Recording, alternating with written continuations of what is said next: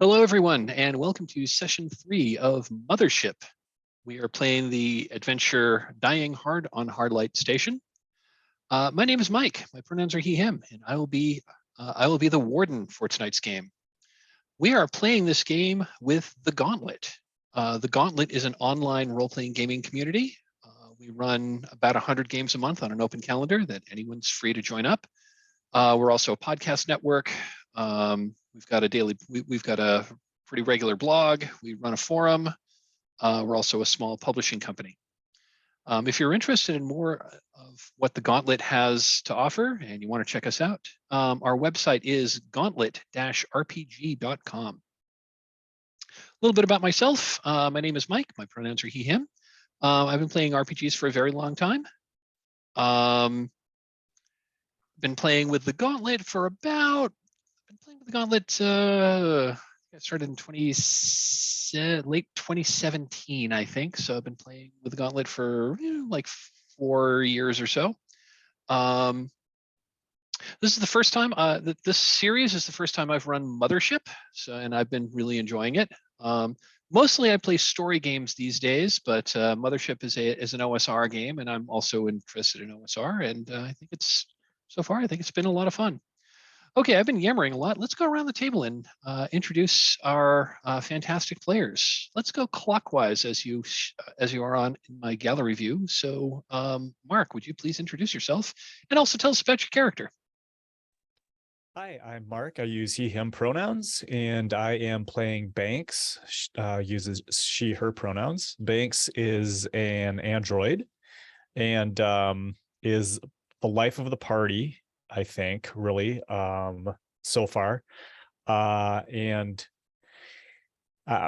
She appears to be a woman in about her 30s. She has black hair. She was wearing a charcoal jumpsuit, but she's switched into the uniform of these health tech medics. Health tech is a giant corporation that exists in the universe. And so she's armed with her health tech uniform and her glow stick as she tags along. Awesome. Thanks, Mark. Machinik, would you please introduce yourself? Sure. Machina Kide pronouns, and I'm playing Riggs, who uses he, him pronouns. He's a large framed, lumbering space teamster. I think last session I introduced him as the most likely to blow something up, and I feel like he's probably now most likely to shoot something, which is just a little bit different. Very excited to see what comes next. Thanks.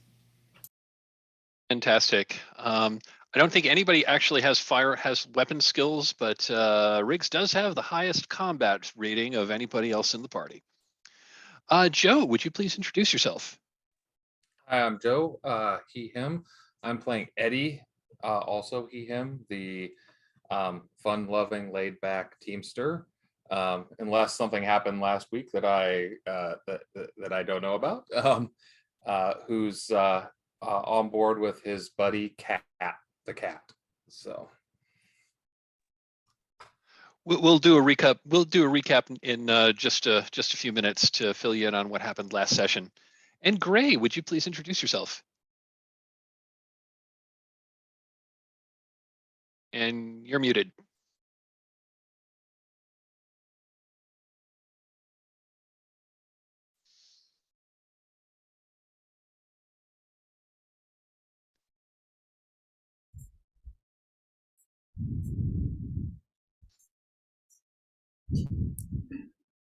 Is that better? Yes. Yes. Great. My Zoom is so buggy. Sorry about that. No problem. Hi, I'm Gray. I use they, them pronouns. I am playing Olga. She is a scientist in her late 50s. Doesn't really get along with people most of the time, prefers to do field work, which she is equipped for. She's carrying around a bunch of bio stuff. Her training is in biochemistry with a specialization in exobiology. Fantastic.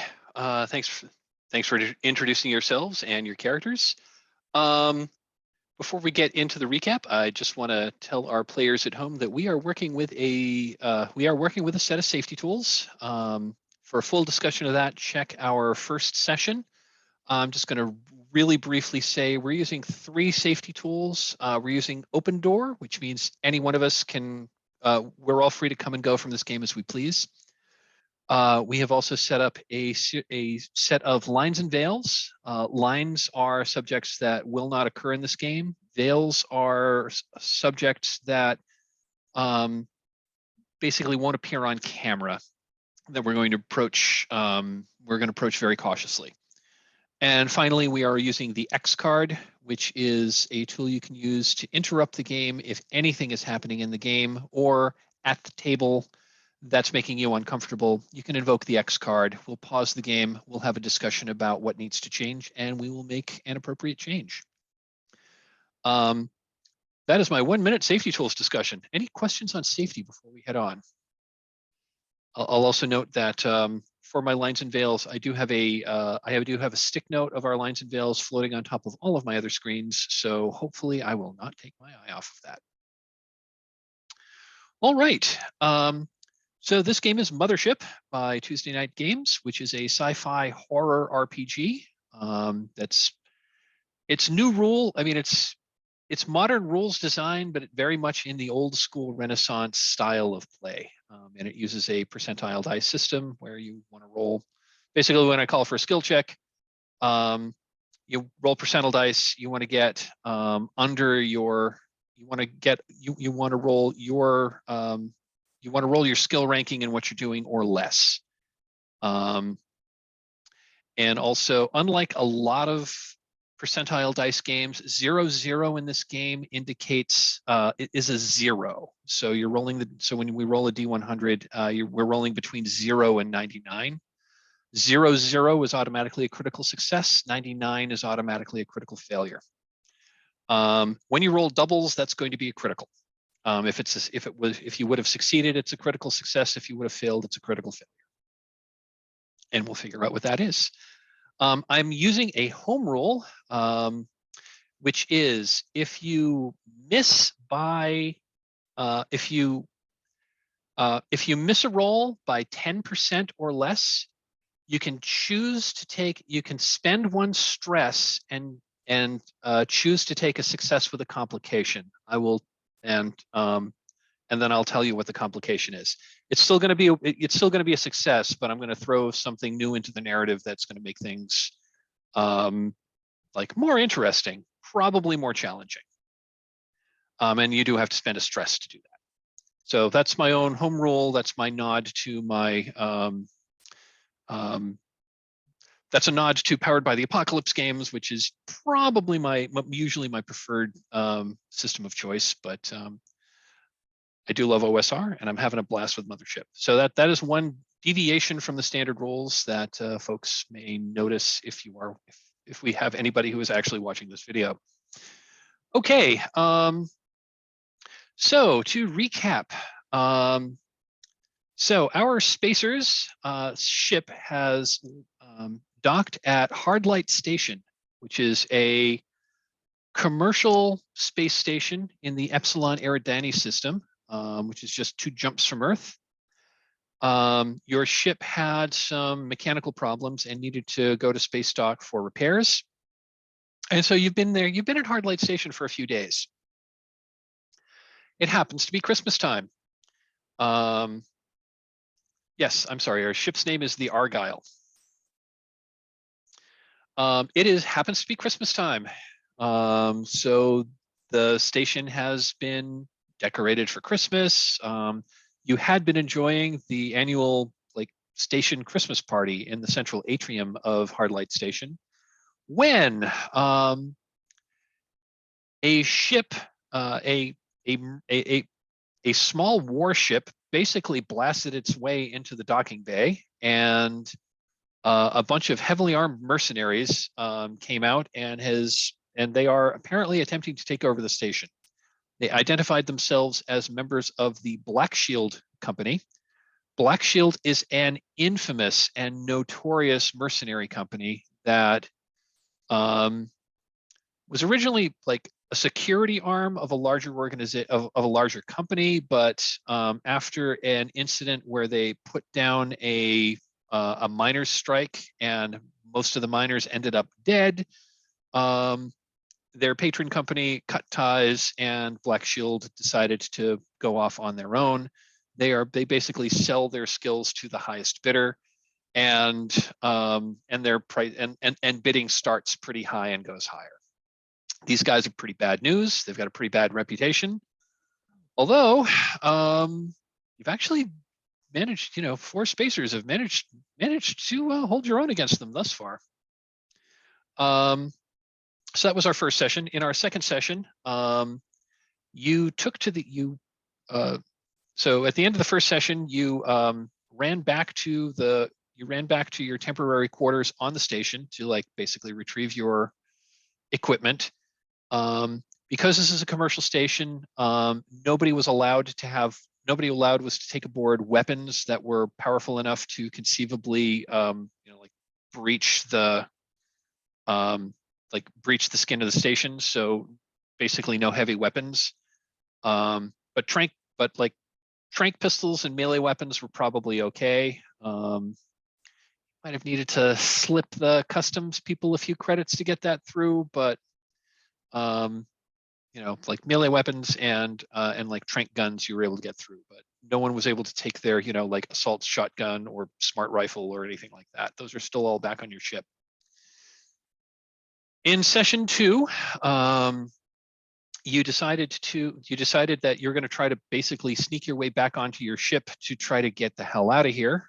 And you took to the ventilation system and were crawling through the ventilation system to try to basically get to the engine. Basically, you wanted to get down to the engineering area because you were able to check you were able to hack into the station's security systems, and you were able to find that there's actually a freight elevator that goes from engineering up to up past the Health Tech Corporation, which is probably one of the largest businesses that operates out of Hardlight Station. Health Tech is a company that does biomedical research. They also run a very well-appointed hospital for a station of this size.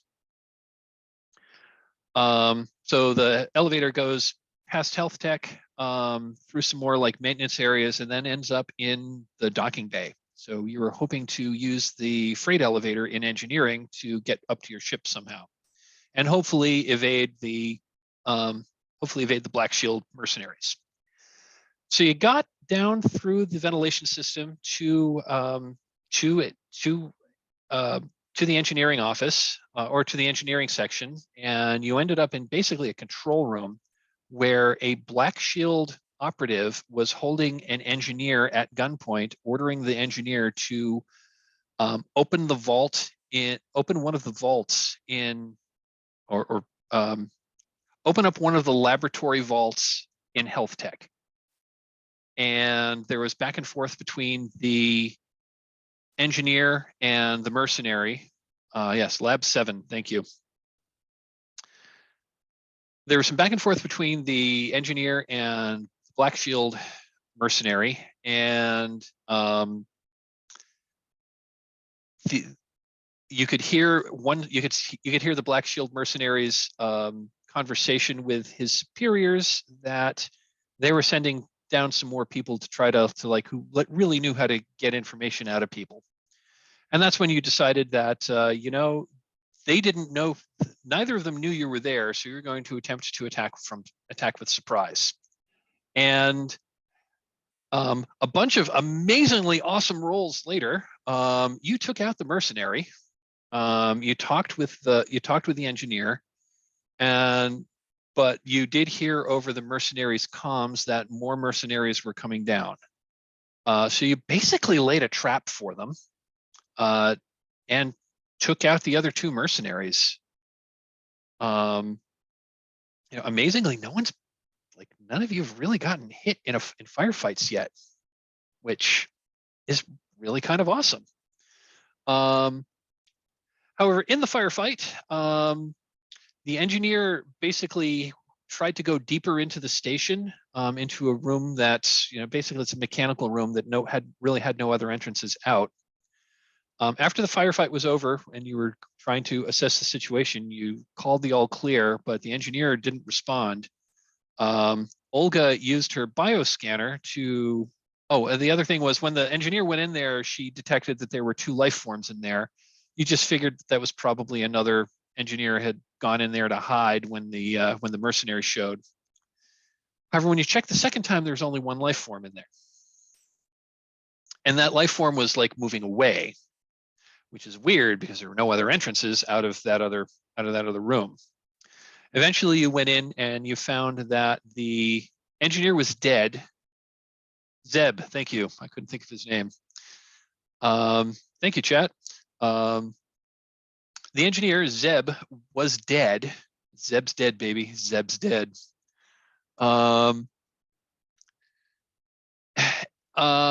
whatever killed him, like left this kind of purpley crimson goo behind, including slithering up the wall, across the ceiling, and into the ventilation system. And that is where we left things. So I think we're going to pick up. Right there. So you are in the central environmental control area. There's a dead engineer. Something has killed it and is now in the ventilation system. Oh, I'm sorry. One other major plot point. You had heard over the enemy's comms that since they weren't able to open it through normal means, they were just gonna blow the door, and that's what they did.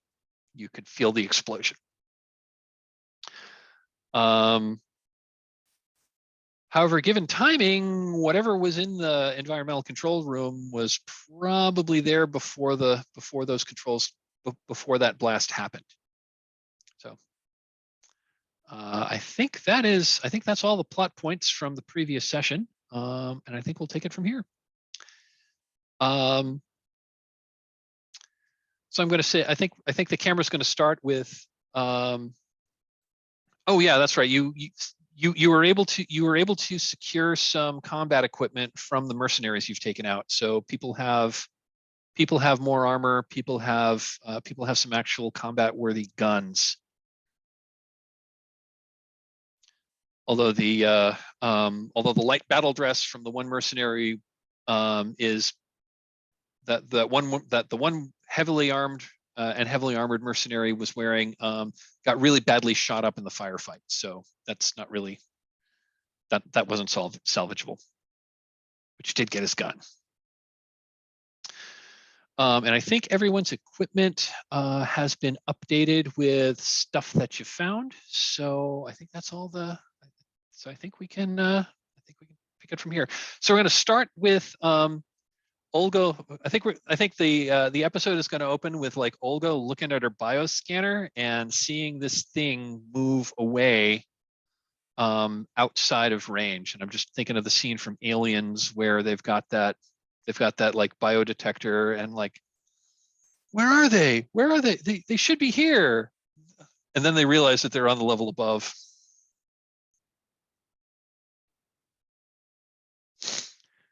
So you're in environmental control. You're not sure if more mercenaries are coming or not, but you have taken out 3 of them, which ain't bad because Black Shield are supposed to be really, really tough. What is the plan, folks?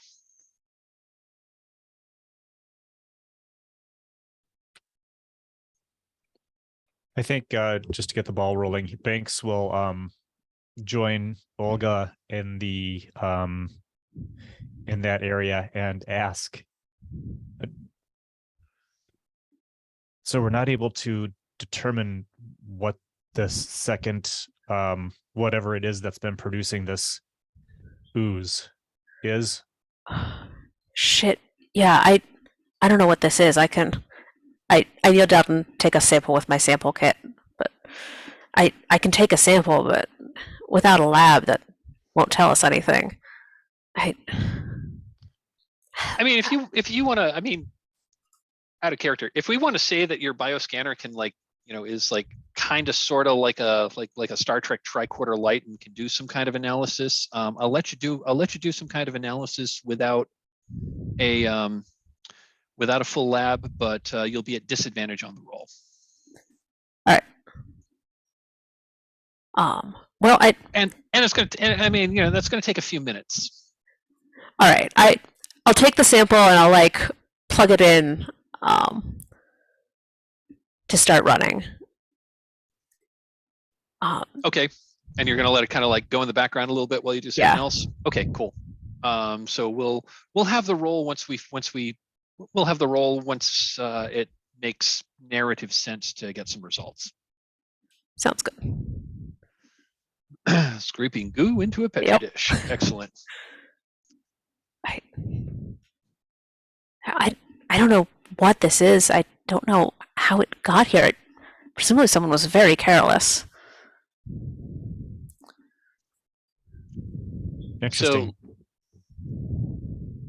I was just going to say, so looking at the station map from here, you do have access to that freight elevator that will go by health tech and then presumably up to the docks. There's corridors. One leads into like the central promenade that will lead to various sections of the ship of the station. Another one goes basically to the administrative offices. If anywhere, that's where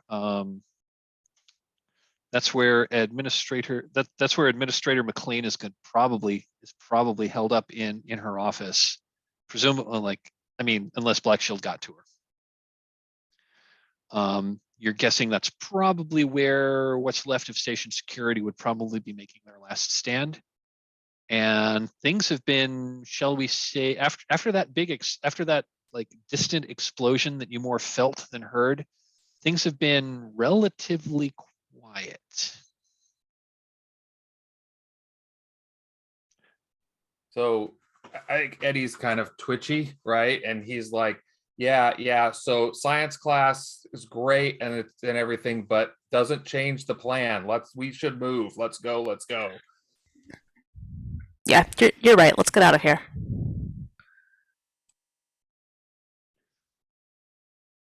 Okay, so you're gonna try to use the elevator, or you're gonna try to take the corridors.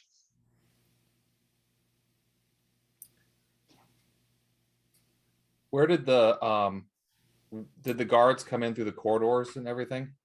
Yeah, the mercenaries came in through the corridors. Or mercenaries, excuse me. Well, I think if the elevator was the original plan, we stick with the plan. Stick with the plan, man. Okay, so you're able to get to the elevator. You're able to get into the elevator. It's a big freight elevator, so it's the kind of thing that like brings like big.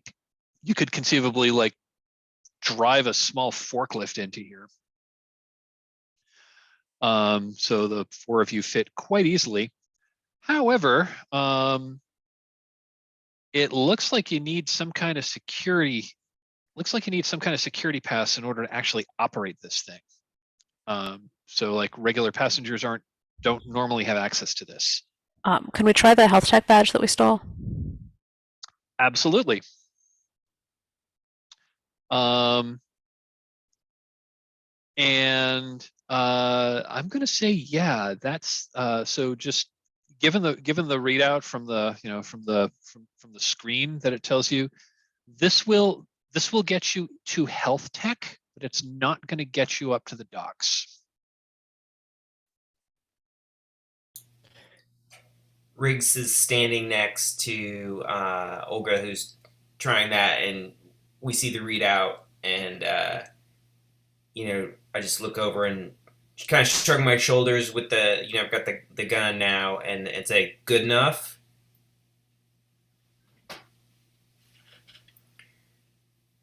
And everybody nods. I was just And then thinking we about. press the button. I was thinking about Eddie's. I'm sorry, not Eddie's. Zeb's badge, but I don't know if Zeb's badge was still with Zeb, or if it's even worth grabbing. I'm going to just say I'm just going to say for the sake that Zeb didn't have, well, I was going to say Zeb didn't have his badge, but because one of the mercenaries took it, but you killed the mercenaries, so so that would still probably be around. So yeah, I guess it would make sense that Zeb has a badge. Zeb's badge grants access to engineering, but not the docks. All right. So I think So that having that would be good if you want to get back to engineering for whatever reason. So yes, as you said, Riggs, good enough. Okay, so you're heading up to health tech.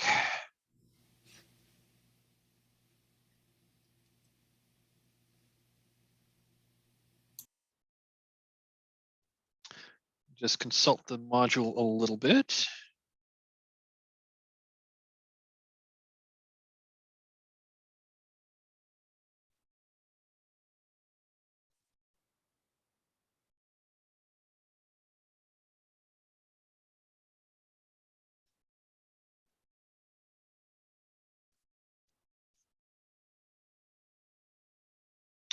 So health tech is actually it's kind of a the way you know this because when you approached Hardlight Station, it's kind of it was kind of like an irregularly configured station. It looks like there are like several modules that were kind of like bolted together. But hey, it's a station floating at space with like standard issue artificial gravity units. So it doesn't have to be. It's not a particularly like aesthetically pleasing station. So, but health tech looks like it was an entire module that was brought here and kind of like bolted onto the station. Yeah.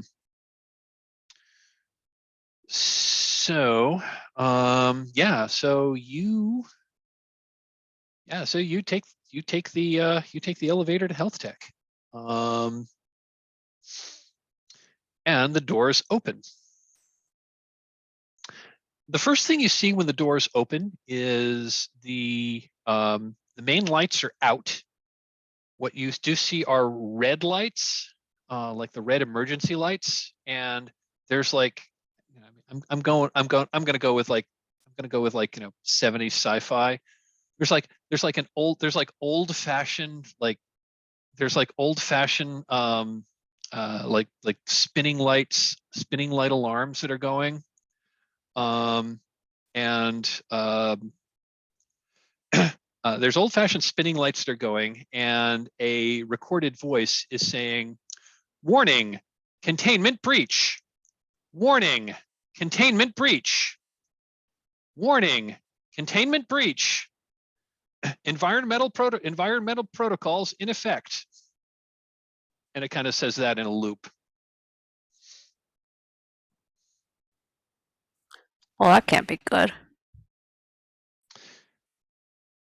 It's like, no shit, Sherlock. So you are in a corridor, and there is a sign on. And the other thing is, once you're in here, you do smell you smell the smell of like gunpowder and explosives.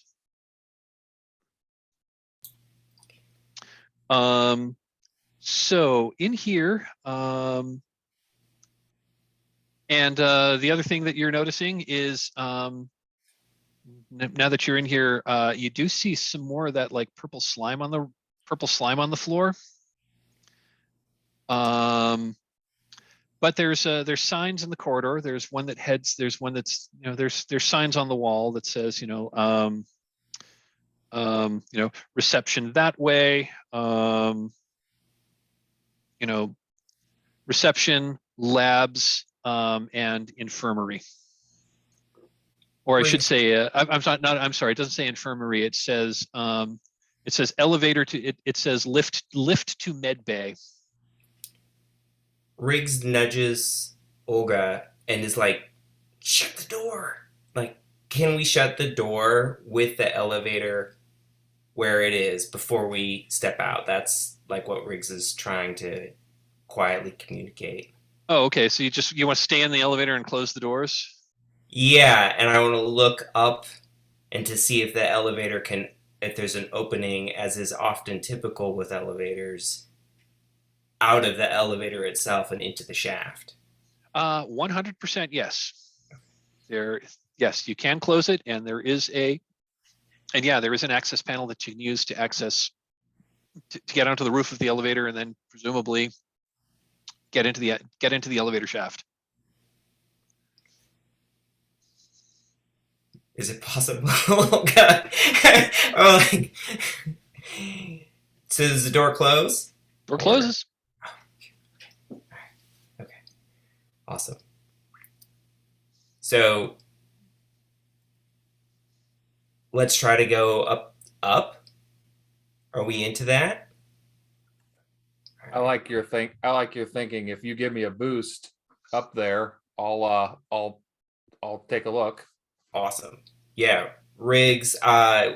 We did this last session, so Eddie knows this move. Riggs turns himself into basically just something that Eddie can step up on. Turns himself into a ladder, so to speak, and then gives him hoists him up the rest of the way. Gives him a boost.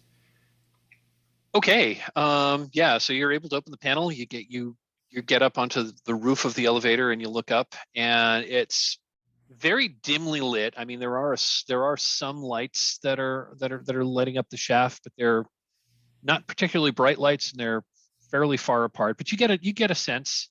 It looks like it's about maybe 1,000 feet up. There is there is like one of those metal ladders where basically there's like rungs that are like bolted or welded to the shaft, that there's just a little bit of an indentation, so that if you're in there and the elevator passes, it's not going to crush you. Is there any? He's looking around, and is there any like purple goo anywhere? As you're looking around, you don't. Again, it's not super well lit. I'm just going to say, for the sake of argument, that you've got a flashlight.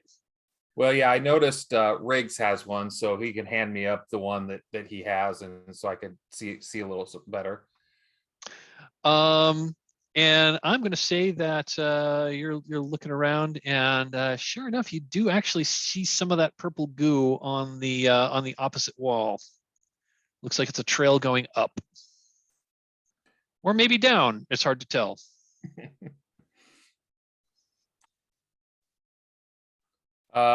Yeah, there's more of that goo up here. I mean, is this a significant? So the elevator is inside the shaft, right? So it doesn't Elevator is rise inside the shaft. Yes. So it's pretty big. So we're talking about like, yeah, it's not. Yeah, it's a pretty big shaft, but still. Yeah, it's a big shaft for a big freight elevator. And again, this is like an elevator that it'd be the kind of thing that you could like drive a small forklift with like crates into. So I'm imagining it's a big elevator. It's probably at least like, I'm guessing it's like 25 feet by 25 feet. So big. But not that big. Yeah, it's like 25 feet. It's like 25 feet by 25 feet, maybe 15 feet tall. It's got like big doors. It's got it's almost like a garage door sized, Right. like double doors, like sliding doors that open.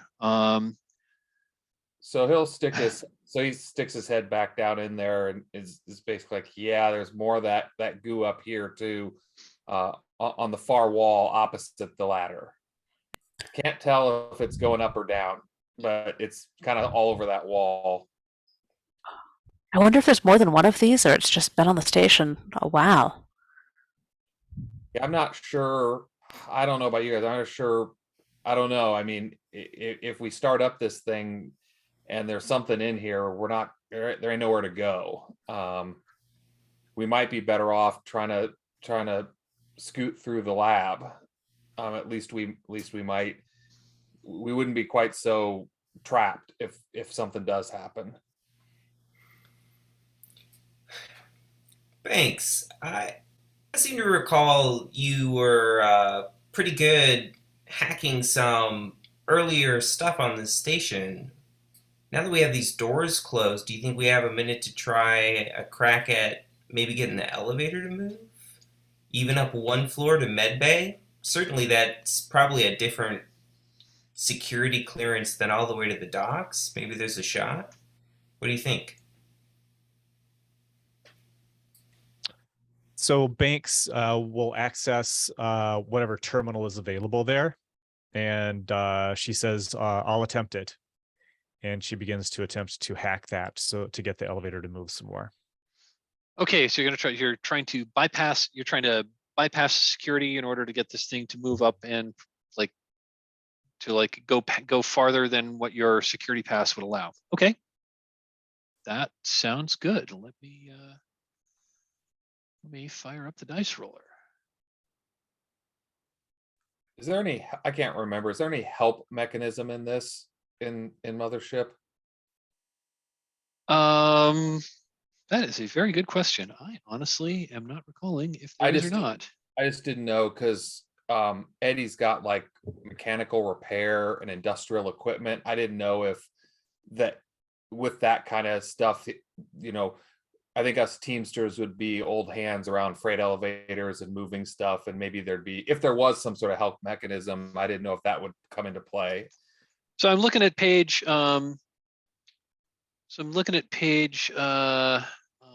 9 here in the rule book, where it's talking about advantage and disadvantage. So I'm just going to read the text, which says advantage and disadvantage. Whenever you're making a roll of any kind, stat check, save, panic check, damage, etc., and you have situational advantage, for example, assistance from someone else, or the task is particularly easy, you roll twice and take the best result. So I'm going to say yeah. Although here's how I was going to, yeah, I'm going to say sure. You can go. So with Eddie's assistance, yes, with Eddie's assistance, go ahead and tell us, tell us how you're doing. Like, go ahead and tell us how this works. But yeah, if with Eddie's assistance, you'll be able to get advantage on the roll. If I may, I'd actually suggest that we reverse the roles. As Joe was suggesting, he knows his way around a freight elevator from being a Teamster. He would have some insight into that, and I can assist Joe because he's got like mechanical repair, right? Which seems like it would lend itself well to this. And also, Joe didn't get to roll last week, so it would be nice for him to have a chance to roll something. There is that.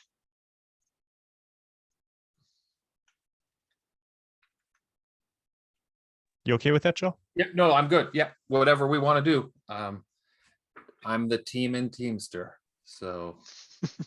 You can't spell Teamster without team.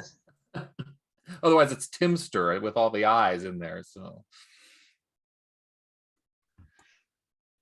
All right. So just do the D100 twice. That's Yeah. what So this is going to be a roll D100 twice. So the way this is going to work is you'll be so go ahead and tell us, like, before we actually roll, what is that? What do the viewers at home see here? What are you doing? And Banks, what are you doing to assist? So I think first, Eddie just kind of pretty deftly, like I think between the rim wise, the mechanical repair, all this stuff, he kind of pretty deftly pops the panel off and pulls it out, and he reaches in and he pulls out like a handful of wires and with little boards and things attached to it, and starts moving stuff around. And I kind of maybe see Banks is like, no, that one, nope, maybe that one, nope, that one, and then popping it together, and then well, I guess we'll see if we'll see it what happens when I was going to say what happens, but that probably should roll first. Yeah. Before we do that, I just want to know. So Banks, what does your hacking assistance look like?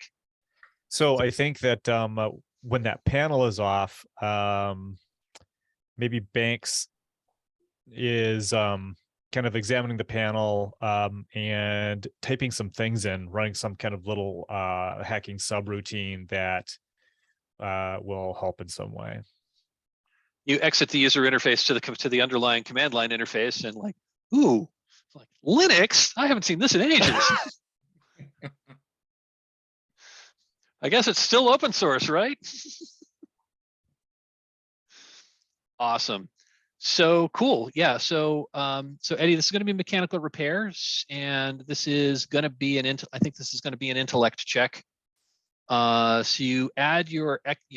so mechanical repair is an expert skill. So add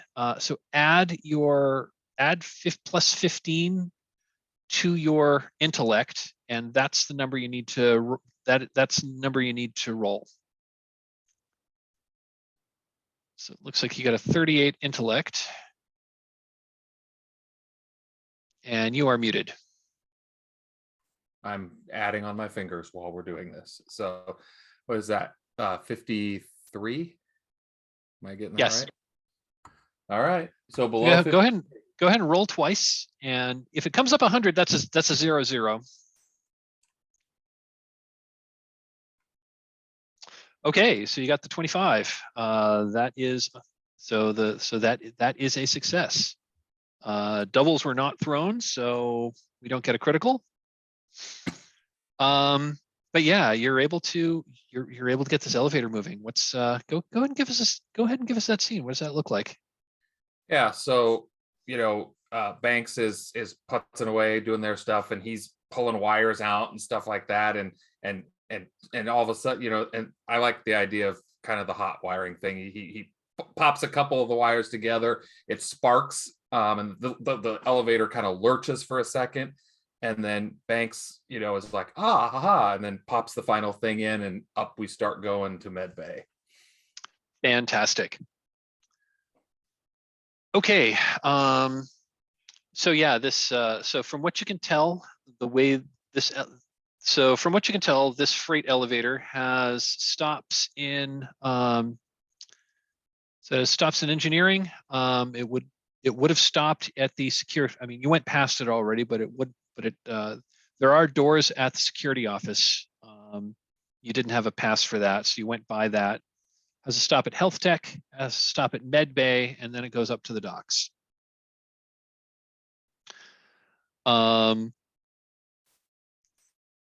And so are you going just up to med bay to the next level up, or you want to try to go all the way up to the docks?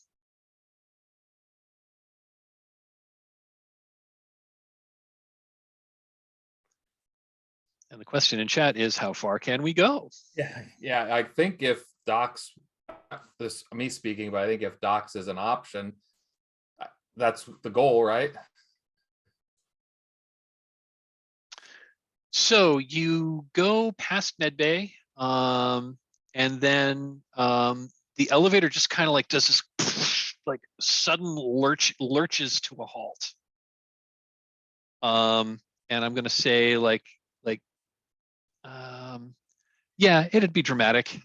It'd be dramatic for the white lights to turn red, and on that panel, the panel just says like malfunction. You are and you're basically stuck between floors here.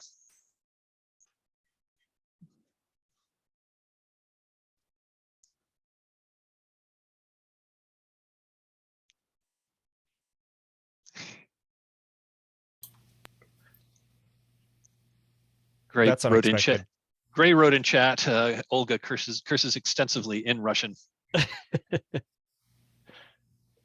Riggs? Comes off mic to curse. Yeah, damn it. We got greedy. Can we make it go down to med bay, or are we stuck here? And I'm looking at the opening, knowing that the opening is at the top, which is presumably past med bay at this point. So you are past med bay, but the way I described that ladder that goes up, it is recessed, so you could conceivably go to the ladder and go back down. You're definitely closer to med bay. You're probably only maybe 30 feet or so above the doors to med bay. Okay. It happened soon after we kind of passed the floor. It wasn't long after. Yeah. Well, if we can't get this thing to fire back up, what do you say we go outside and go down the ladder and knock the door open on Medbay? Sounds like a plan. All right. And presumably we can't, so shall we? And that's when you hear something thump on the roof of the car. Awesome.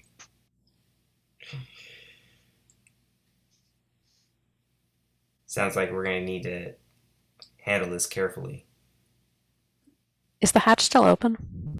No, you closed it to. I'm going to say you closed it to move around.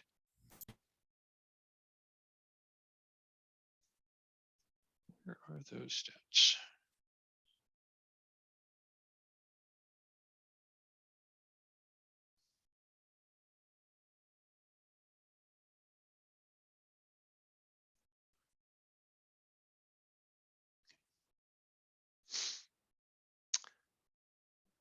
There's definitely you definitely hear something like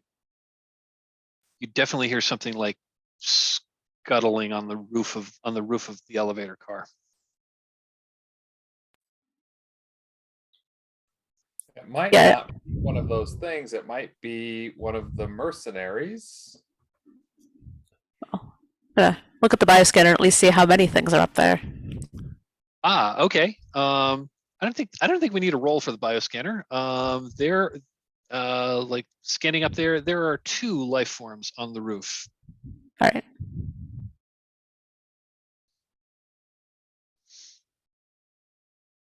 So That's when you hear like on the other side of the door, on the other side of the panel, you hear something pounding on it.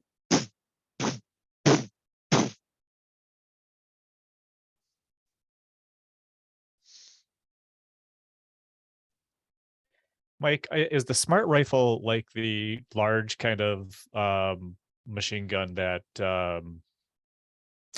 Drake and that Drake has in Aliens, that kind of thing? Or is it more like just a regular rifle? I'm trying to remember it's been a very long time since I've watched Aliens. Let me just, well, let's defer to the rules. Let me read you the description if I can find it. Space travel, location, firearms. The SK-109 Seeker Smart Rifle. Price 12 kilocredits. Range far, damage 1 wound at long range or 2d10 damage at nearby range. 12 shots. It uses the gunshot critical table, and its special is it has armor-piercing rounds. Okay. And the photograph of it, well, you know, why don't I show that to you? Let's do a share screen.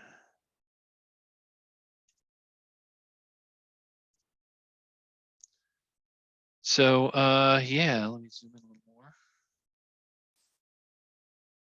Okay. So that's the Seeker Smart Rifle, and I do like the art in this book. Yeah. It's you know, it's enough to give you an idea, but it's not super detailed. I think it's an interesting approach. So that's an idea as to what your smart rifle looks like. So it would probably punch holes in the elevator skin. Yeah, I'm going to say that. Yeah, I'm going to say that it has that whatever's up there like has partial cover, but this is not, you know, and like an elevator is not really designed to withstand gunfire. Okay. It's not armored. And if you're trying to shoot through the floor, that'd be something different. But you will be, I'll tell you, you will be firing at disadvantage because you can't actually see where it is. And I'm just going to put it out there that on a, I'm just going to throw it out there. If you're going to try to shoot through the roof of the elevator, on a critical failure, I'm going to say, you know, on a critical failure, you will have severed or partially severed the elevator cable. Now that would be exciting. In a very negative way, fast. So I'm going to whisper to I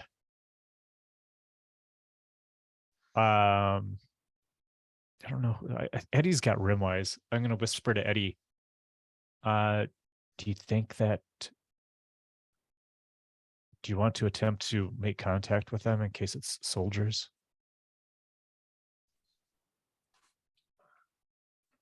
Yeah, I mean, we could try. Maybe we ought to just shout up there and see what's going on. If they respond, then at least we know what we're dealing with. But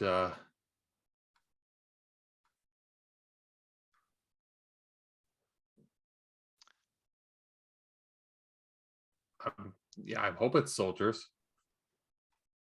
So as you're talking, this thumping sound like increases in intensity, and I'm going to say because they would totally do this. They would totally do this in the movie. That panel isn't really designed to be like super airtight or super watertight, because why would it be?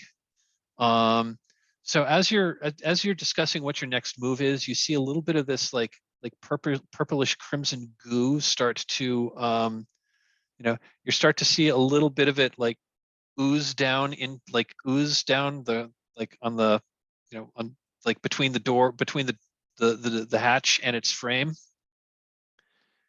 And it's like starting to pool there to form like a large drip.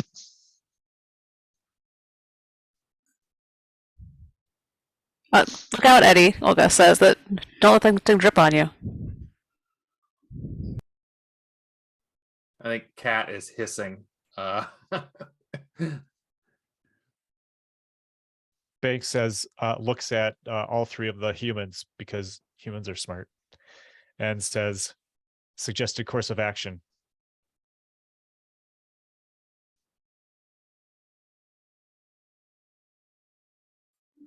I think we got to shoot these things.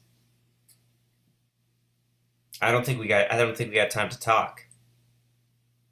We can go either out the top, bottom, or side of this thing.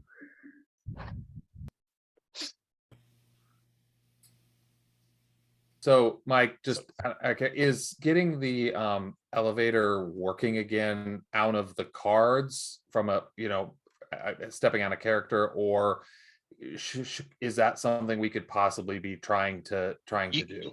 You could absolutely be trying to get this thing working again. You're probably can't go up, but you might be able to send it down. Okay, so maybe I think Eddie's gonna very panically he's at that panel and he's trying to do what he can. I'm forgetting to engage this game's fear mechanics. I think everybody needs to make a fear save. I shouldn't have used the P word.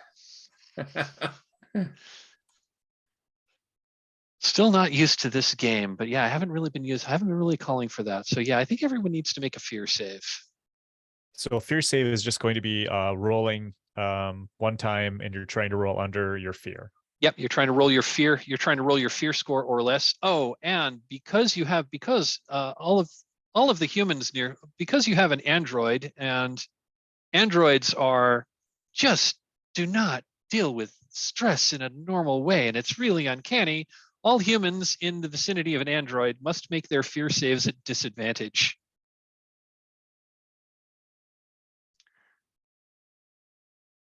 But Banks rarely fails her fear saves. Oh, and one thing you can do on the one thing I will ask on the dice roller is under name, please change it from Dallas Dice Roller to your character's name. I was liking Dallas Dice Roller. It was so Vegas. Sorry about that. That's okay. I just don't know who rolled what.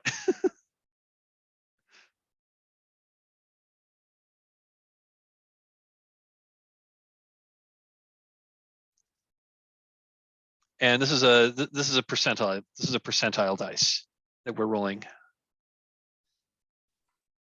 So with disadvantage, looks like Olga would have gotten a 47. So that's a miss on. So Olga, that's a miss on Olga's fear save.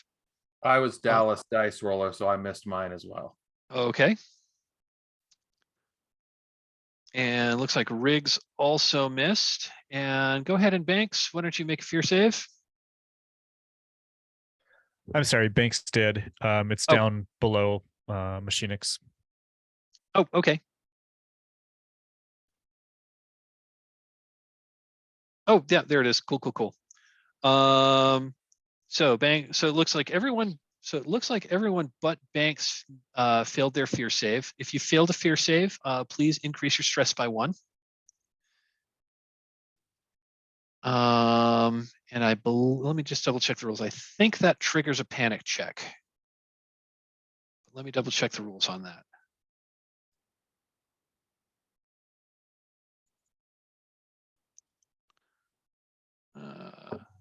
Forgive me for not being super familiar with this game. Panic check.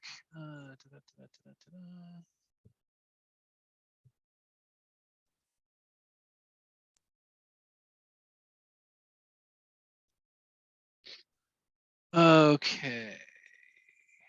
Any critical failure of a save, whenever your ship takes a critical hit, watching another crewman die, witnessing. Encountering a strange or horrifying entry for the first time. I think those of you, I think I'm going to say if you failed your fear save, that's going to trigger a panic check. And the way panic works is we'll go in order. Everyone roll basically you roll a d20 and you compare that to your current stress level. If you roll over your current stress, you do not panic. If you roll your current stress or under, you panic, and then we'll look at the number you rolled on versus the panic table to find out what happens. Let me hop back there. So let's I guess we'll just do this in order just to see. So Banks passed, but everyone else didn't. So Eddie, go ahead and make a panic check. Go ahead and roll a d20.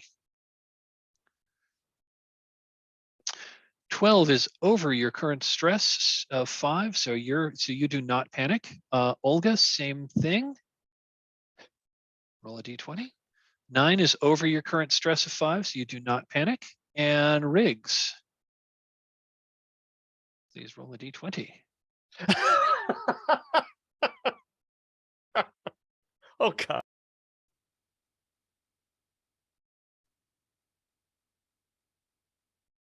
So I accidentally rolled out of order. Oh, you rolled out of order. Okay, and I that's made fine. it, but then you asked me to roll again. Oh no, I didn't. Yeah, that's fine. Oh, we'll go with the first roll. Okay. We'll go with the first roll. Okay. Not a problem. It's like rolling panic with disadvantage. Yeah. I mean, you're not rolling panic with disadvantage here. You roll fear checks with disadvantage because of your proximity to an android, but you do not roll panic checks at disadvantage, unless I tell you that you need to roll panic checks with disadvantage. So no one is panicking, although people's stress has definitely gone up. So it looks like Eddie is. So Eddie, you are frantically trying to get the elevator moving again. Olga, what are you doing? I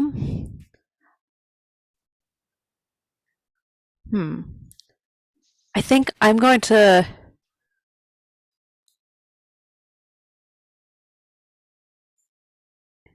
sort of see if it's possible to like open the side doors. Maybe we can climb out the side of the elevator.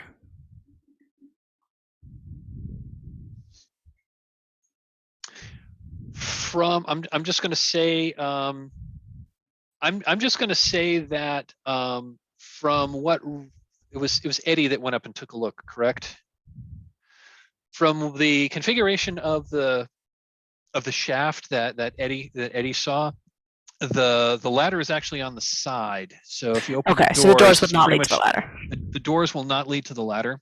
I Okay. was just thinking that kind of that perhaps makes well, does it make sense? Well, yeah. All right, then I think I'm just gonna hang tight for now and maybe get ready to try and plug that leak of goo that's coming in the ceiling. Okay.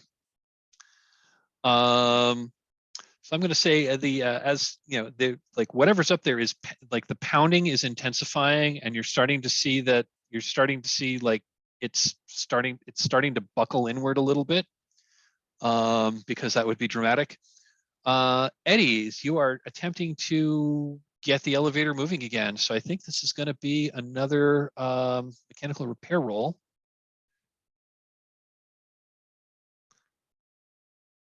I'm sorry, I'm sorry. Before we get to rolling, Banks, what are you doing? Banks is going to help Eddie, but first, knowing that Riggs is the newly crowned action hero here, she is going to hand over the smart rifle to Riggs, and as she does, she says, "Yippee-ki-yay!" And then she takes back from him his submachine gun. And Riggs, what are you doing? Riggs is going to ready the smart gun, aimed, but not yet firing, because he notices that Olga is actually kind of positioning herself to plug the hole and doesn't want to stray, kind of no friendly fire yet sort of moment. So, anyways, holding the gun at the ready, looking over at Eddie and Banks to see how they're doing, but is willing to fire before anything opens, if need be. Okay. So, so if Banks is assisting Eddie, I think we're going to do the same. I think we're going to do the same thing here. So Eddie, you can roll your, you can make your mechanical repair check with advantage. All right, I rolled once. I jumped the gun. I was so Okay. excited to roll, but I'll roll again in case it's a critical, because I think 50 will. 50 will succeed. Yeah, go ahead and roll again to see if you get a critical success. Nope. Okay, 31 is a better roll, but that doesn't make a difference because it wasn't a critical. So you get the so the user interface is still saying like malfunction, but you're able to get it going again. Basically, you override some safety protocols, and the elevator like lurches. It like drops quick. It like drops a little bit. It catches and goes down a little more. And you're like manually controlling this thing now. It's like you've had to disengage all of the automated systems. But between the two of you, you're able to get it to like where you're pretty sure you're like at the door for health tech. And I'll just say you're able to open the inner doors of the elevator.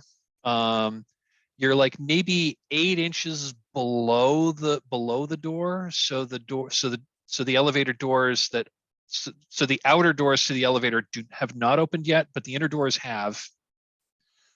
Those are usually not too difficult to open, but you can't just walk out now. The pounding on the roof has gotten, like, as you were descending, the pounding on the roof got even more intense. What do you do? Oh, and Olga, what were you trying to do to like prevent this? So I think I had that health tech uniform I put on. I think I took that at least, I took like the jacket part of that and tried to like stick it up in the place where the goo was dripping from, just so goo didn't drip on us. Not that that was the most urgent safety concern, but it's all that Olga could think of to do. Okay. Yeah, I don't think I need to call for a save or anything, but you're pretty sure you just know, looking at this stuff, you really don't want to get this stuff on you.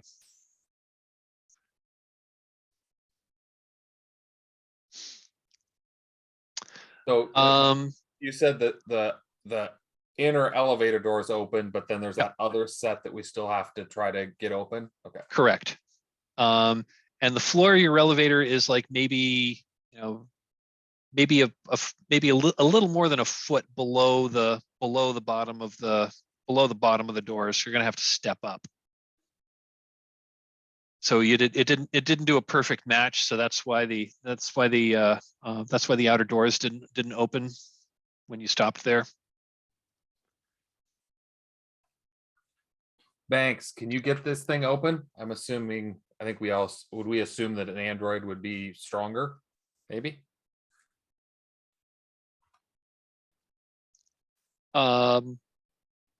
Androids can be stronger, but I believe Riggs is the largest person in your party.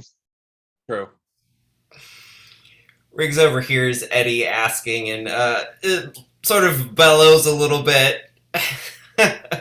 We've been over this before, Eddie, and sort of, doesn't push Banks in any way, shape, or form, doesn't even touch her, but just kind of moves in front, just sort of gets himself in there to try to force the doors open. One concern that is certainly on Riggs's face, again, kind of is eyeballing that gap that's above. But so he's trying to do this quickly. Okay. I think I do want to call. I think it'd be dramatic here. I think I am going to call for a roll. This is not particularly difficult, but I think that's going to be a strength check with advantage. Okay. And if you've got any, if you're just going to straight up force it, that's going to be a strength check with advantage. If you want to take some other tack, that you certainly can. Yeah, no, I think he was just gonna straight up try to strong arm it, and then if that fails, look defeated at Banks. So we'll see if that happens. All right. So strength with advantage. So just need to get so 43 or under. 43 or under, and you're getting 2 tries. 100. Well. Oof. Ooh. And it's you're within 10. struggling. So that second one, so the 48 is the better between the two. That's only missing your roll by 5. So if you'd like to spend a stress, and get a partial success. Riggs, so this is the scene, right? Riggs is struggling. This is, he's maybe a little too self-confident, struggling with the doors, and at risk of embarrassing himself greatly, really just gives it his all, taking the stress to get the doors open.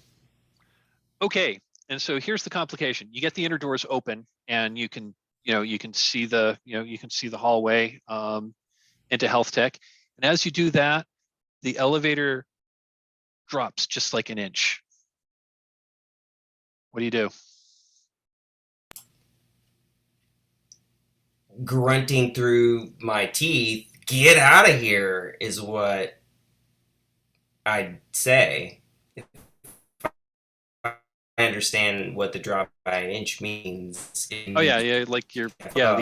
elevator's starting to go down.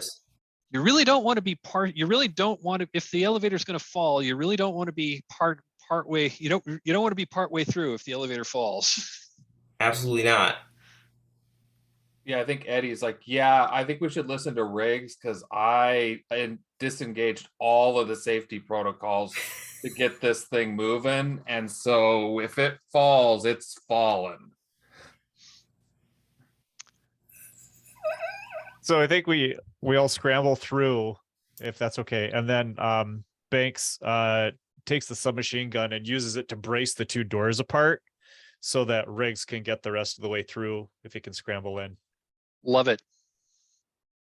Nice little callback to Die Hard, where there's a scene where McClane uses a machine gun as an anchor to like swing down in a. Anyway, I don't think we need a roll here. I think it'll be dramatic that. So I think what happens is the 4 of you get out, just as whatever in the roof like bursts through, and you see this kind of like somewhat amorphous. Let's see. Is there a description of this thing?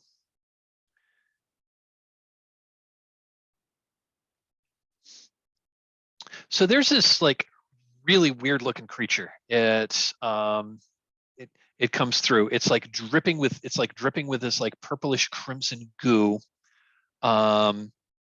It's got it doesn't so much have arms and legs as it almost has like pseudopods. But two of them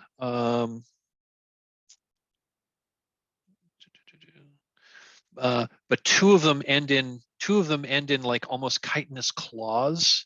It doesn't seem to have a head.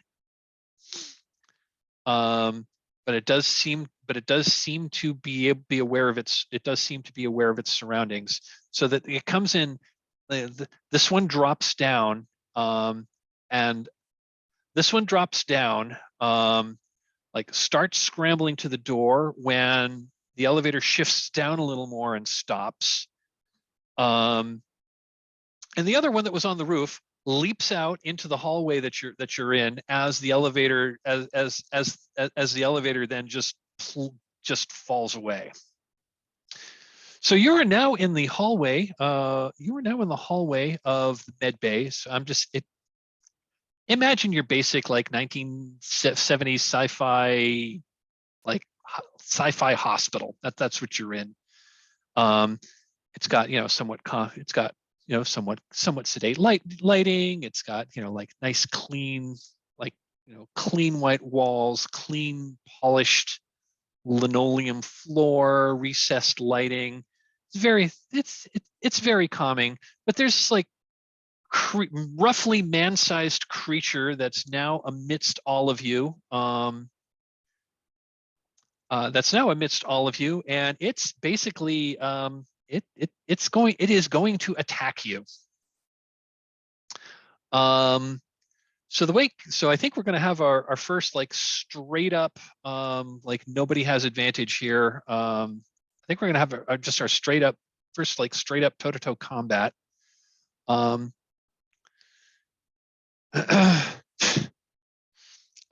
let's go around and so the way combat works is basically everything happens at once. So I'm going to ask everyone to declare what they want to do, and then we'll figure out what makes most sense narratively, how these actions go in order. But basically everything happens at once. Olga, what are you doing? I am firing my tranq pistol at this while trying to like back up into a room or behind a bed or behind some kind of cover. Okay. Eddie, what are you doing? I think Eddie is going to fire the pistol at it while he runs. Basically, just turns and run, bam, bam, bam, and Eddie's out of here. Okay. This is above his pay grade.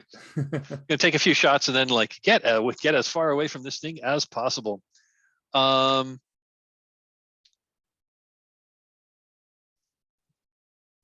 what are you planning to do? Fictionally, Riggs doesn't know if he has a weapon. He forced the doors open. We switched smart gun and submachine gun, so I could have the smart gun on me and use that. I just wanted to check in with Mark to see if that was okay. Okay. Yeah, I figured you slung it while you were opening those doors. Okay, awesome. I wasn't sure which one you actually used to prop the elevator, so cool. So in that case, Riggs is going to fire the smart rifle at the oozy pseudopod, chitinous claws, man-sized, no head. Okay. Creature. Awesome. And Banks, what are you planning to do? Does the help mechanic apply to combat? If there's a way that I can help somebody, does that give them advantage? I think if you can come up with I think if you can come up with like a fictional way that you could help them, then sure. So we'll see how far this goes. I think that since this crew knows each other, they've worked together before, and Banks knows that Rig's going to start firing the smart rifle at this creature. Banks is going to get down on one knee and kind of bow her head, presenting a firing platform for Riggs to use to steady their shots at the creature. 100%. However, before we actually do that, I'm going to say this is the first time you've seen like an alien up close, and it's like it clearly wants to kill or eat or do something terrible to you. So I think I'm going to call for a panic check. All around. So fear check or panic check? No, this is straight up panic check. It's not a Got fear. it. This isn't a fear save. This is going to be a panic check. So yeah, let's go let's go around the table. Olga, would you roll a d20? Okay, you're fine. Eddie, would you roll a d20? Okay, Eddie panics. However, rolling a 2, that I don't think is that bad. Let me look up a 2. So 2 on a panic. You are anxious. Gain 1 stress. Question out of character on behalf of Eddie and also on behalf of the other teamster of the party. Once per session, you may take advantage on a panic check. That is true. Can he retroactively roll another die, or does he need to declare in advance? If you would like to now, cool. However, I will point out that gaining 1 stress is like among the least bad stress options. So absolutely. Yeah, I think I'll stick with that. I've seen the panic table. I'm very fine with 1 stress.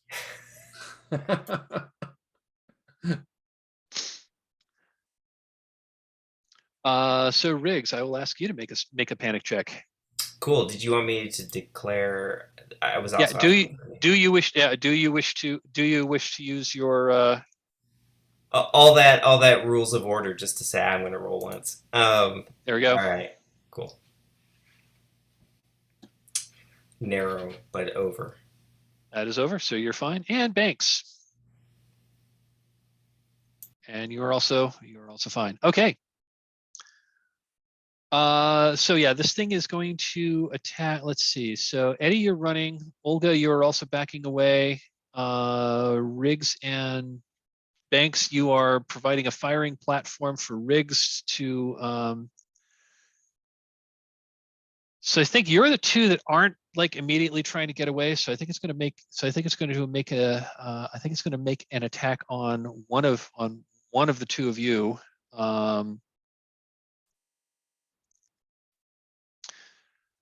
So I think but it's going to have to like move a little bit to get you to get to you. So I'm going to say let's go ahead and I'll let you guys all take some shots, and then it will do something, and then it'll be a new round. Why don't we resolve? So Eddie and Olga are like basically shooting at it as they're trying to get away. So why don't we resolve those first? So Olga, why don't you take a shot with your tranq gun? So it's just a combat roll. It's gonna be it's gonna be a combat roll.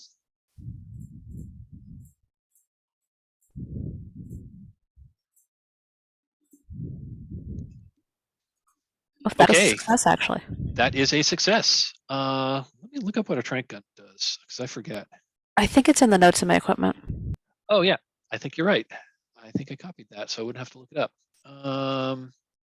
So you did take mark around. So it's gonna take damage. So it's gonna take. So let's see. Does this thing have armor?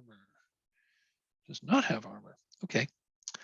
Well, you hit it squarely. Doesn't seem to be slowing down. If you were to hazard a guess, this thing may have some kind of like alien biochemistry, and tranquilizers that work on people may not work on this thing. But it did do a little damage. And Eddie, you said you're going to take a pot shot at it as you're trying to run away. Yep. Okay. Game over, man. Okay, so why don't you go ahead and make a combat roll? I don't think so. Okay, that's not a critical fail, but what is that? So what does that look like as you you don't cause this thing any damage. I'll leave it up to you to describe how that plays out. Yeah, I think he's just panicking and anxious and isn't even really he's not a combat person. He's a lover, not a fighter. And he's just kind of shooting and running, right? And so it's probably just bouncing all over everywhere but the pseudopod. Okay. So Banks, you've taken a knee. And Riggs are taking a shot. So I guess so what is the before you take go ahead and take your shot. Go ahead and take your shot, Riggs, and you will have advantage on this roll. Then I'll let you tell us how that looks.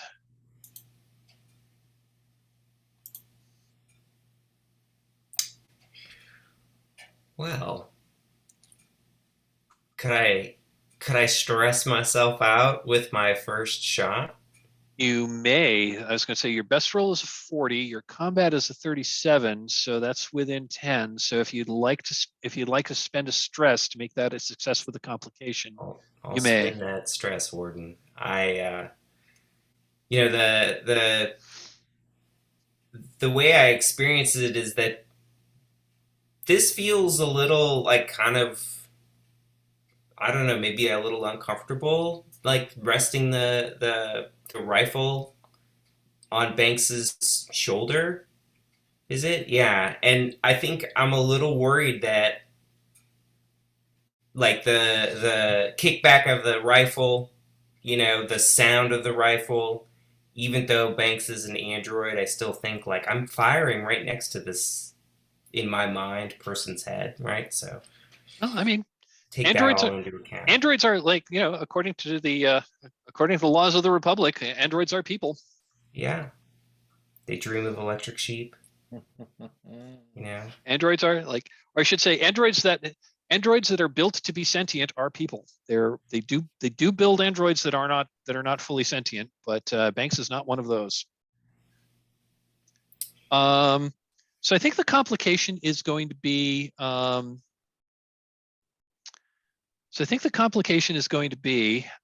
if this is and you can veto this, Mark, if you don't like this, but I think the complication is going to be that you're going to take some damage from like maybe the like Riggs not being super familiar with this particular gun. I don't know if you normally carry a smart rifle. Like maybe it had more of a kick than you expected, and I'm just gonna you'll take 1d5 damage from, I'm gonna say it's probably like a burn from the hot muzzle, because these are slug throwers still, because there's little to this, even though we've got spaceships and faster than light travel, there's there's like nothing packs a punch like a piece of metal fired at high velocity by a small explosion. But yeah, so Riggs, you hit this thing. Let me check the damage. So what was that damage for a smart rifle? So smart rifle, did I write that down? I didn't write it down. Okay.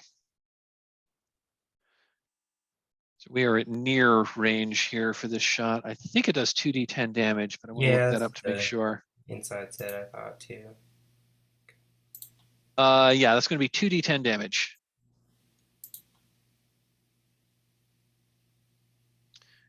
Okay, 7 damage.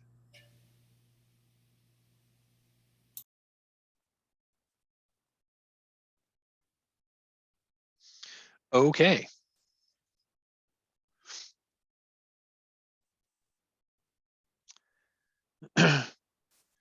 And I'm just going to note last session, I had misinterpreted how I'd misinterpreted I'd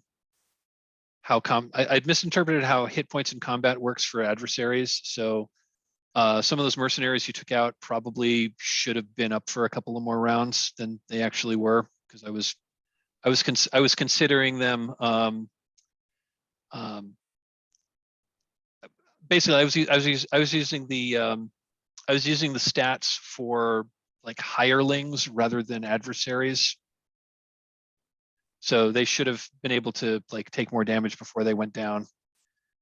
Just want to make a note of that to set expectations for next time, because I'm using I believe I'm using the correct combat mechanics now. So yeah, you shoot this thing, you blow some, you definitely sink some rounds into it, and you know some of this goo kind of goes, you know, you've definitely like blasted some parts of it off, but it's still going. Oh, and Banks, you're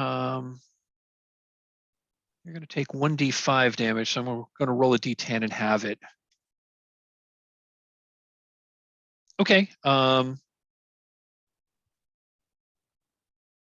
So that's going to be, let's see. So 1, 2 would be 1, 3, 4 would be 2. Yeah. So yeah, take 2 damage. And I put that under wound 1. Is that Put that under wound 1? Yes. Got it. Thank you.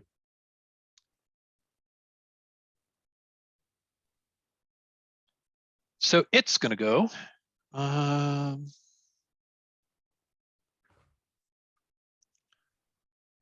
me just see how this goes.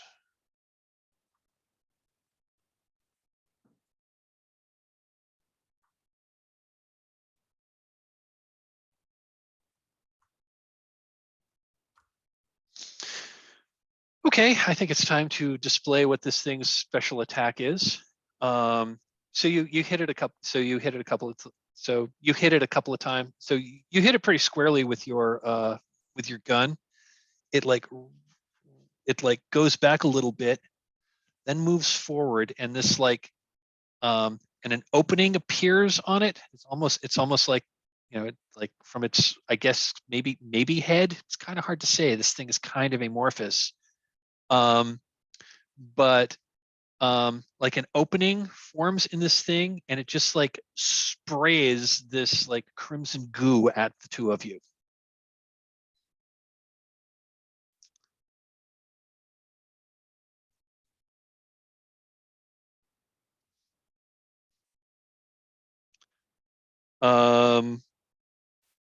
I think the way this is going to work is it's gonna splatter at you. I'm going to ask.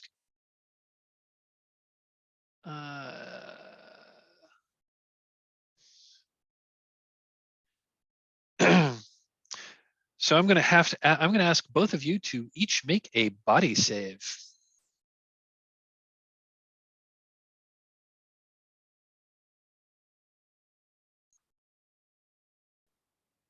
So that's Banks and Riggs. Please each make a body save. So a D100 versus body. It's a D100 versus body. Got it.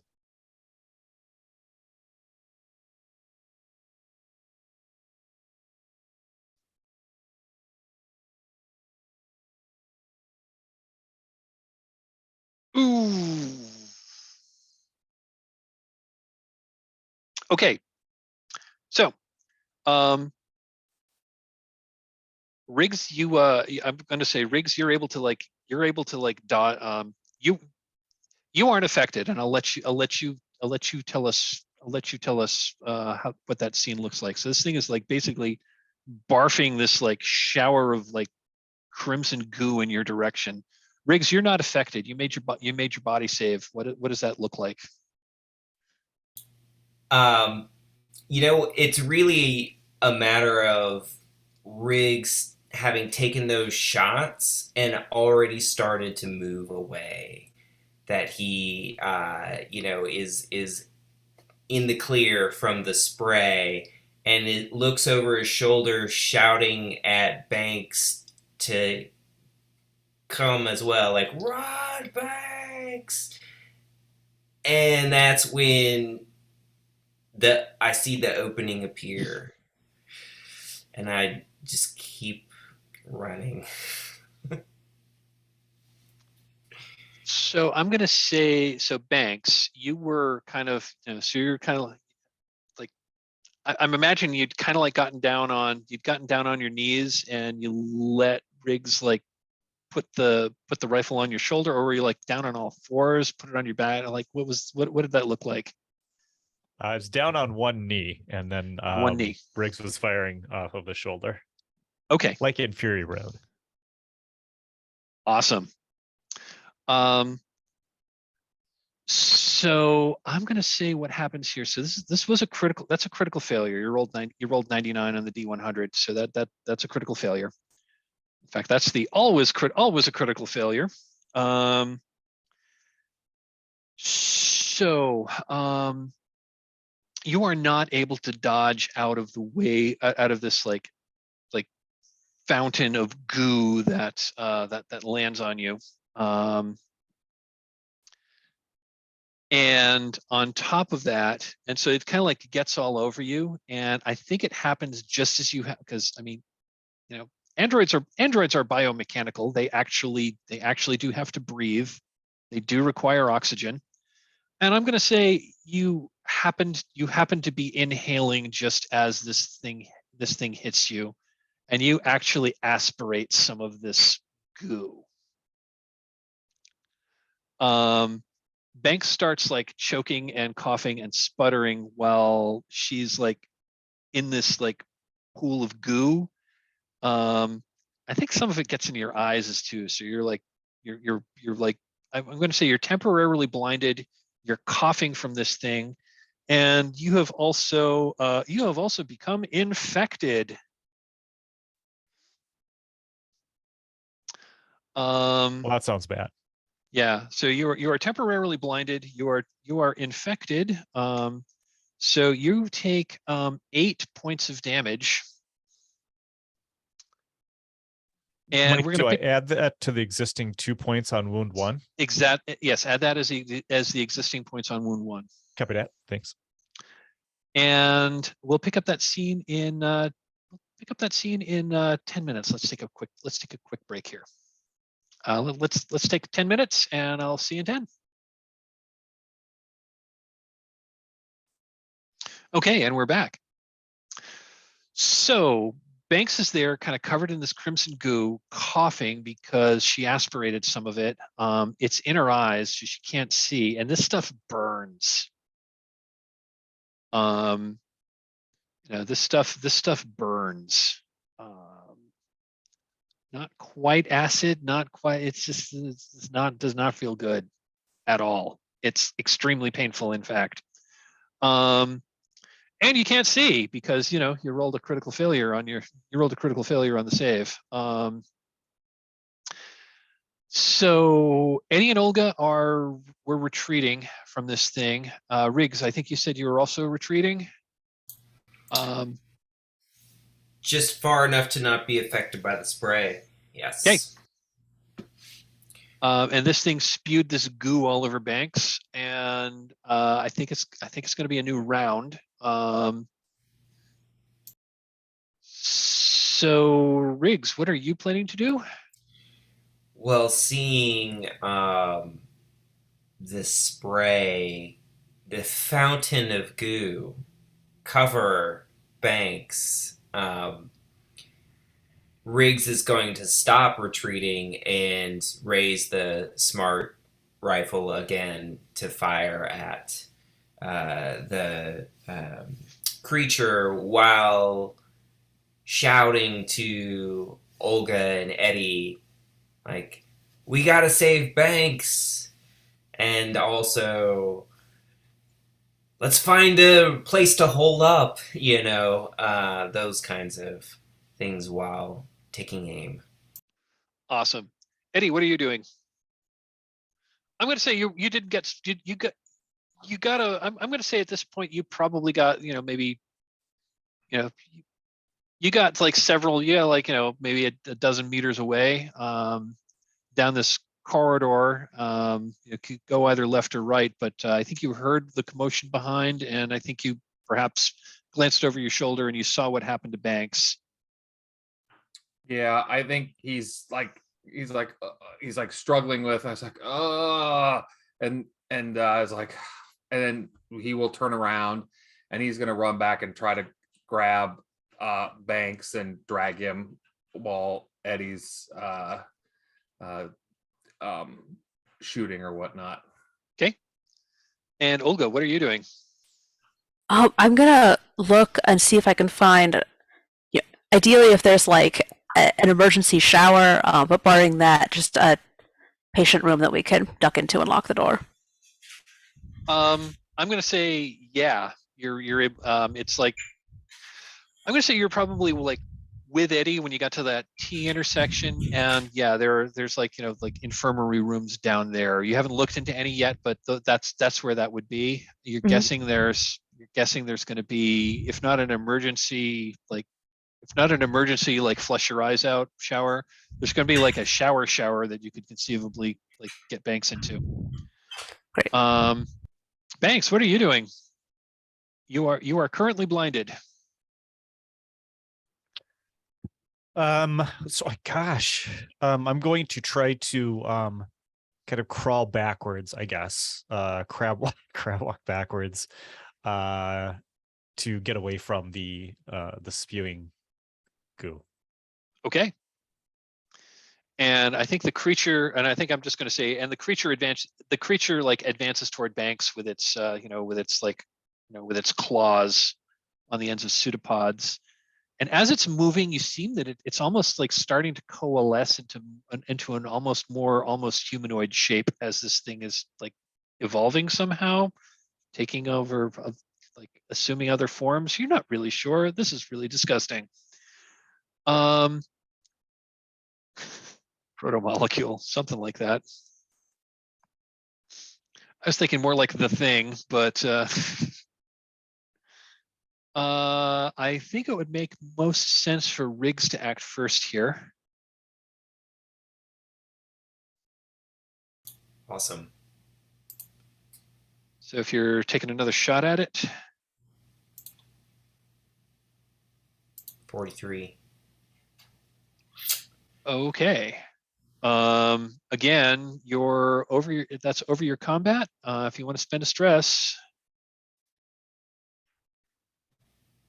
that's within 10. That's within 10 of your shot. If you want to spend a stress to take that, I'm going to. I think raise that current stress. I think the complication. I'm going to give you the choice of the complication. Either so you hit it. If you spend your stress, you hit it. I'm going to give you the choice. You either graze it for half damage, or you have to blow 3 or you're like just constantly or you're like constantly squeezing that trigger and you blow 3 ammo. I think that it's more cinematic for Riggs, who is maybe amped up at this point to overfire. Okay. So that will be a hit. So go ahead and roll 2d10 damage. But yeah, this shot blows 3 ammo instead of 1. Okay.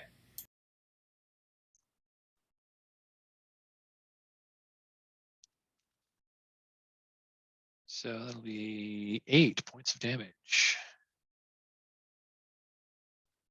Okay, you have blown off one of its tentacles.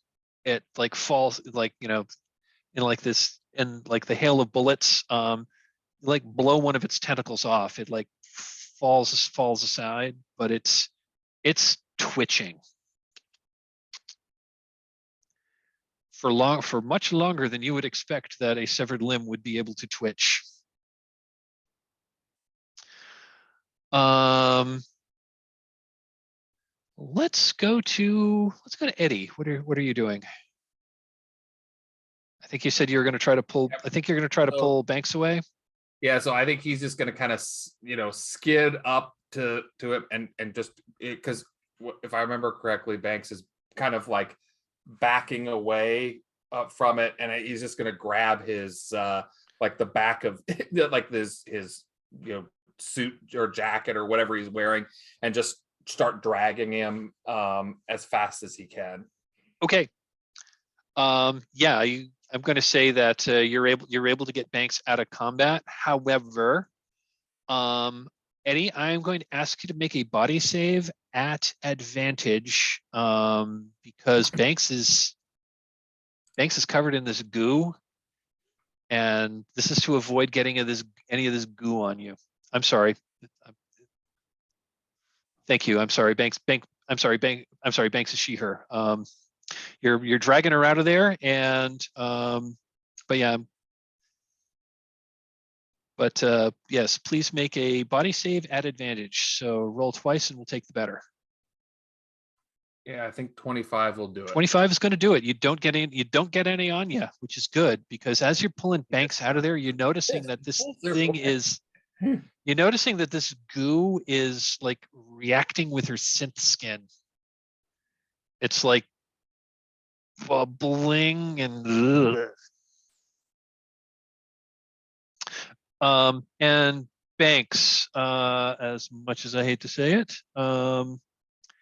in this round, take another 3 points of damage.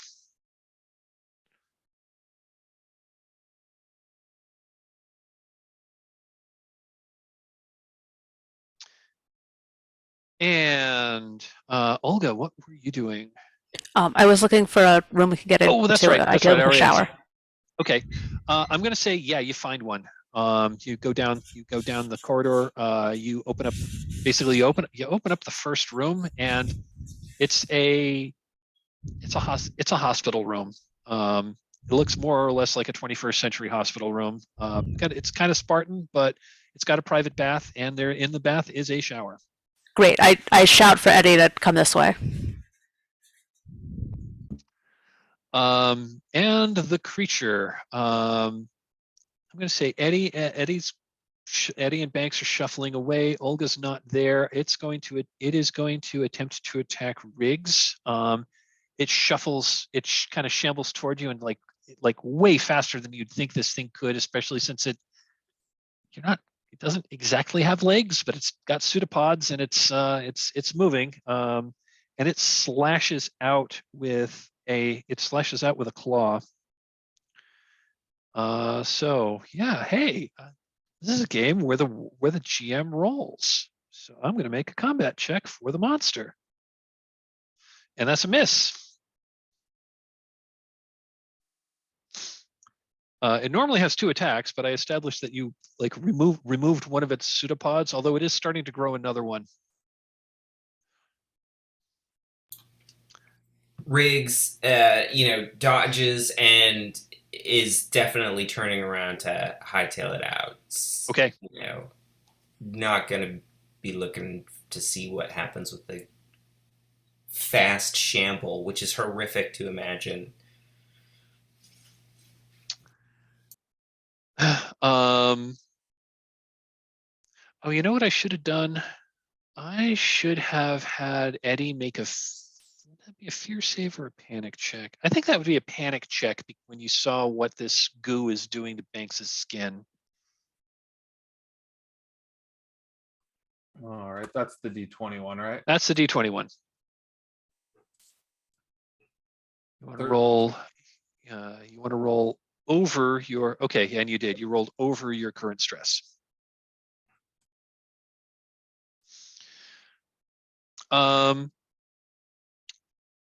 So I'm going to just say, it sounds like you're all trying. So I'm going to say, I'm just going to hard frame this. I'm going to say that the four of you get into this.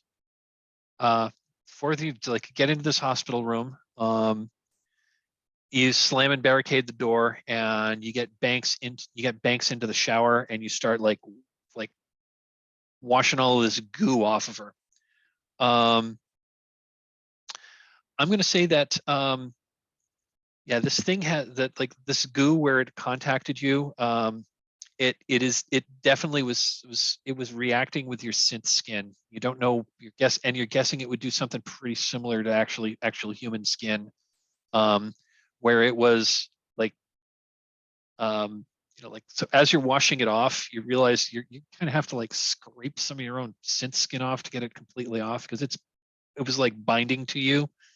So I'm going to do one more round of damage, and then and then you will have successfully gotten this stuff off of you. Let's take an additional 2 points of damage. And I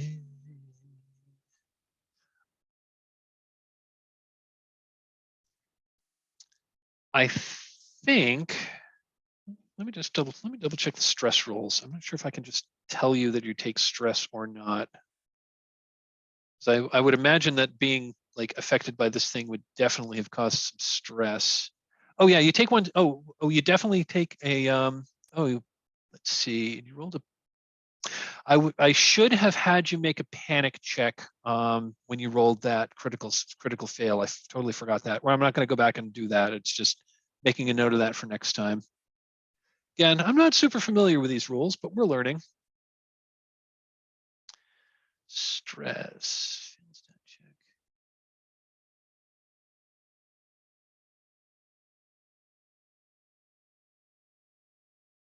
Oh, and here's a rule that I didn't know, which we'll start doing from now on. You're supposed to gain a stress every time you fail a check. So that is probably why your stress is much lower than it perhaps should be. We'll remember that. We'll remember that moving on. So, I think I am, however, just going to.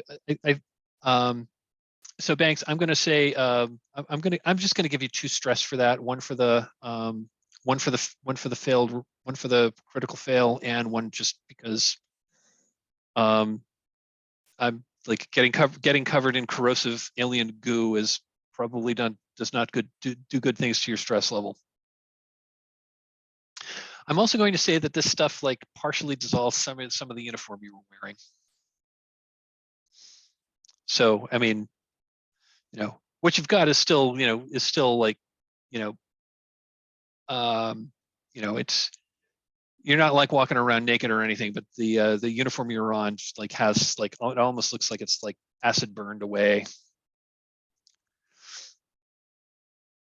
Let's see. So yeah, you are holed up in this hospital room. You don't hear the creature outside, but there aren't any other entrances other than the one you came in. And I'm going to say that you do find, the air vent worked before. You do find an air vent, but it is, you do find an air vent for air circulation in here, but it's, it's like 4 inches tall. You are not going to be moving through an air vent this small. Although that goo thing probably could.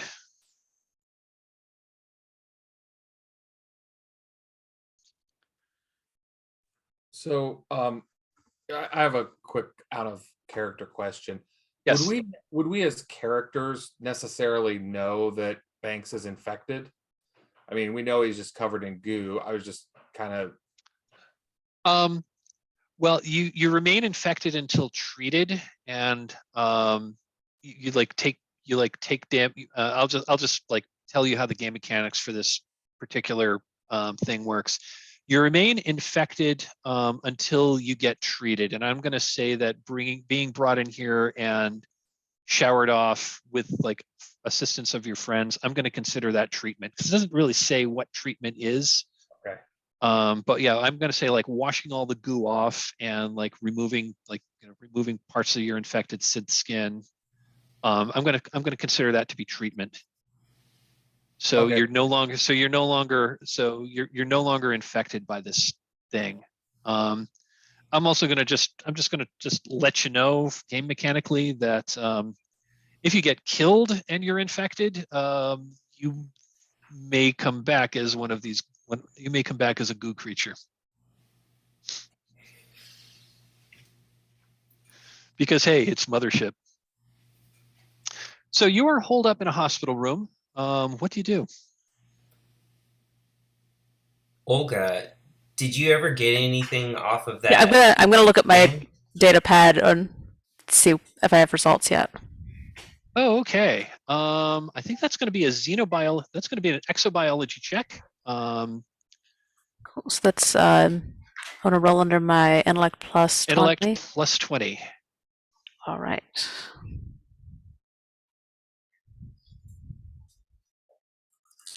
No.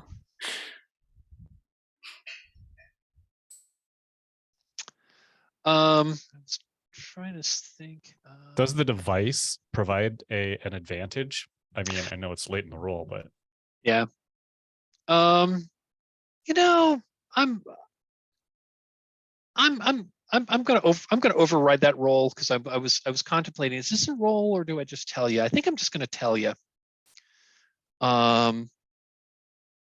And like, because all you're gonna get from this is this is this is clearly some kind of organic compound, but it does not have but it is of completely alien biochemistry. It's carbon based, but it's completely alien. I assume it's unlike anything I've seen previously in my work. It's unlike anything you've seen before.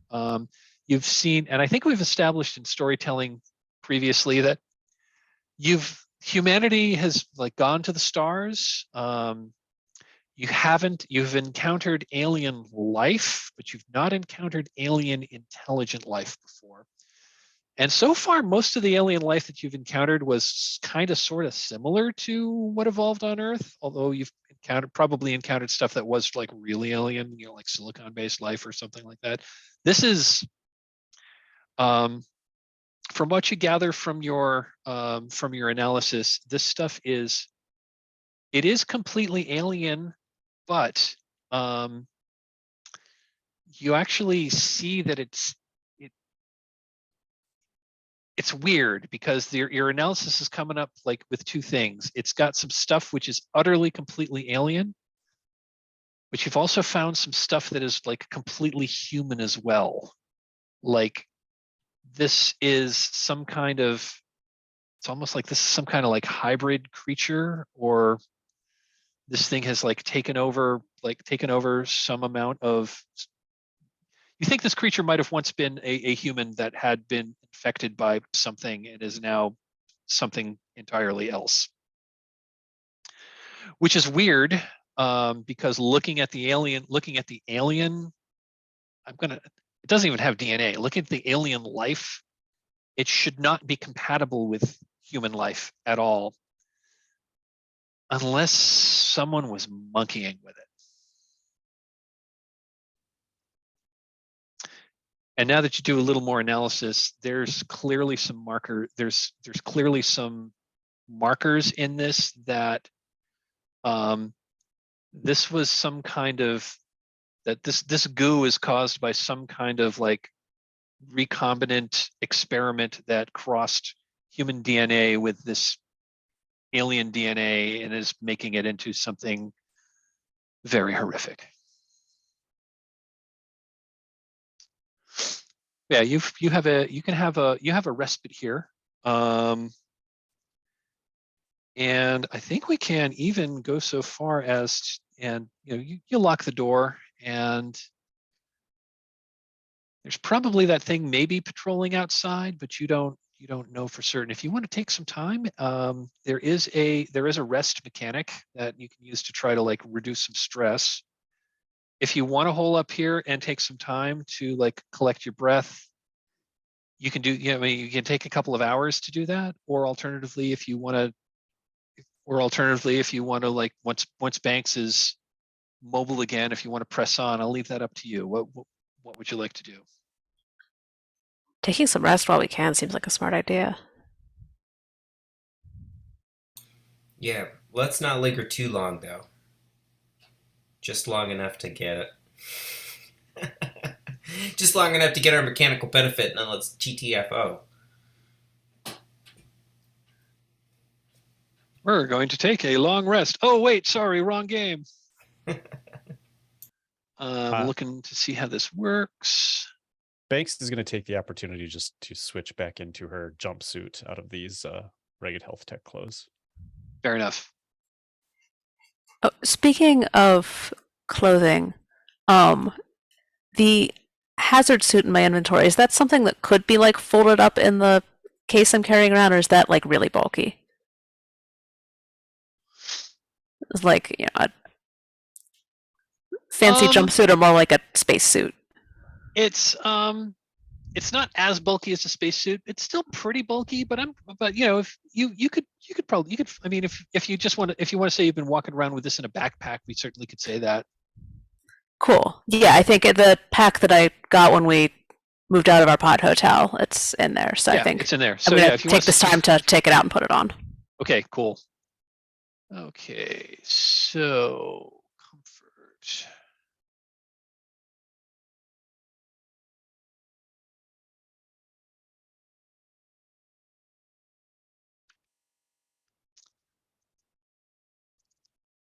Okay, so you can take a few hours to like rest and recuperate in here. This is I'm going to say this is like, this is a hospital room. It's got 4 beds. There's 4 of you.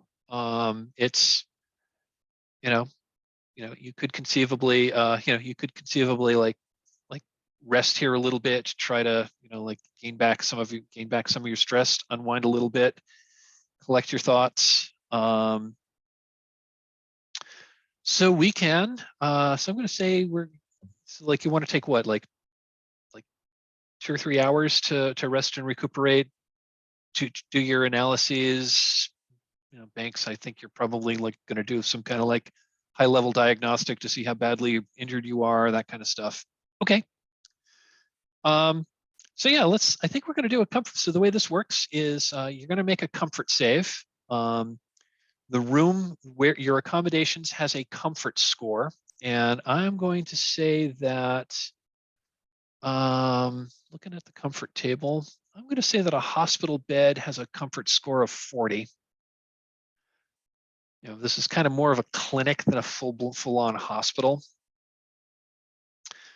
So basically, you make a comfort save, which is basically you roll against the comfort level of where you're at. And if successful, you lose stress. You lose stress equals to what you roll divided by 10.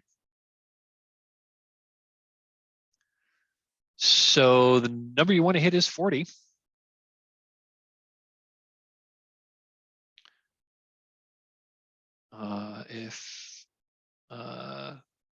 Okay. Banks missed it. That's okay. Eddie hit it, exactly. So you can heal 4 stress on that. Olga missed it, and Riggs just missed it.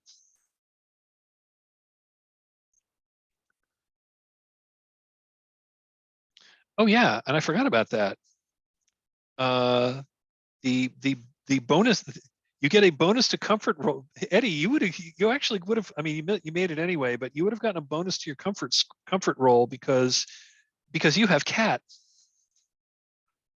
Having a pet gives you a bonus on your comfort rolls.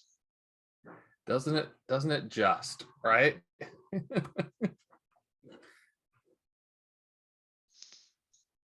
I had a question too, like while we're resting and stuff like that, can we like look around the room and see if there's anything in here that might be um, useful for us? I'm thinking like one of those oxygen tanks that could explode if we shot it, that we could, or something like that, or anything in here that might be, useful for us to help, get the heck out. Sure.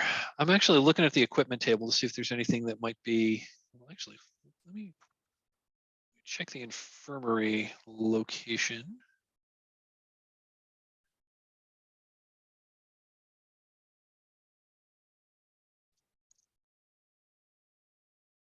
Details health tech. It doesn't really detail the infirmary, so that's fine.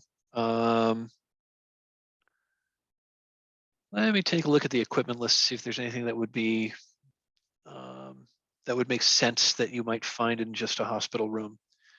I'm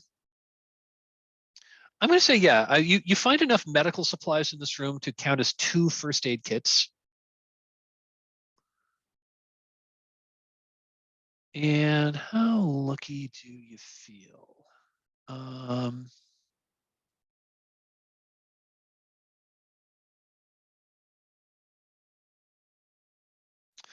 You do find an oxygen tank.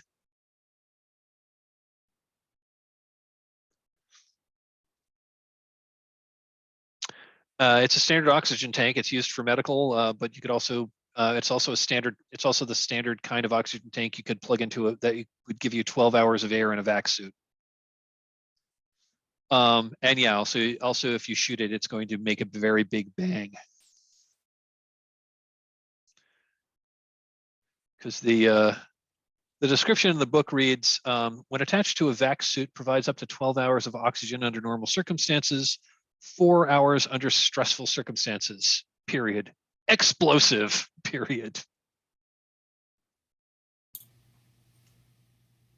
The shower that we use, does it have like a plastic shower type of a curtain? Is there that kind of material that we can also? I know that I saw basically Riggs sees Olga like get in a suit and is like, is there other material that we can scavenge in this room to either cover ourselves in some vulnerable places or even like maybe throw or jury rig a trap or something that might. I'm going to say that you can. I mean, there's like there's like bed sheets. I'm going to say there's like the cloth curtains around the beds that you could take, but yeah, in the washroom, I'm going to say yeah, there's like a plastic shower curtain you could take down. Awesome. Can do that. So yeah, if you want to take that sort of thing. Awesome. Looking at the time, we've got a little less than half an hour left of play. This feels like a good place to end, just because I don't think we have a whole lot of time to do another scene. But if you want to talk about what your next move might be, we can take it from there. Or if there's like a quick scene we want to do, because I'm gonna probably want to wrap pretty. I'm going to want to wrap this session fairly soon, so we can do a little bit of a debrief. I had a thought that I wanted to throw by the rest of the group.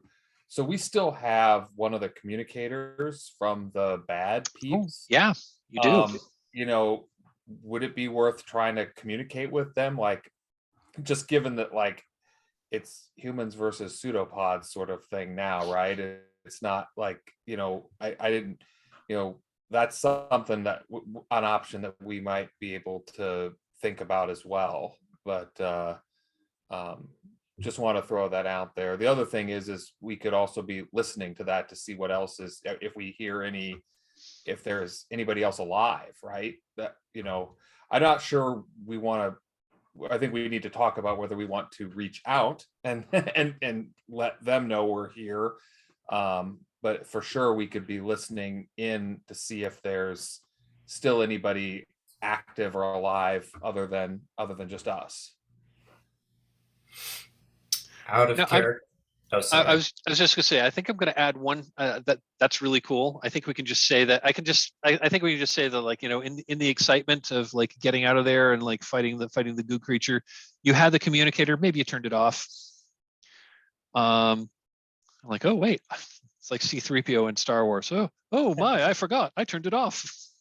Um, I'm gonna say I'm just gonna say there's also like an interstation. There's a station, like basically there's the intra-station like comm system is in this room, so you could conceivably try to like call other areas of the station.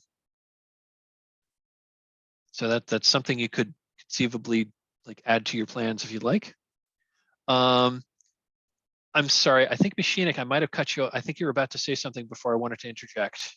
Oh, it's totally cool. I put it in the chat, which was Oh, just out of character, totally into this idea of Black Shield and using the communicator, but just for Eddie's benefit, because he missed last session. Riggs lost his cousin in the uprising that Black Shield put down brutally, so he'll require a little in-character cajoling. I'm sure if we promise to betray them or something like that, he'll be down.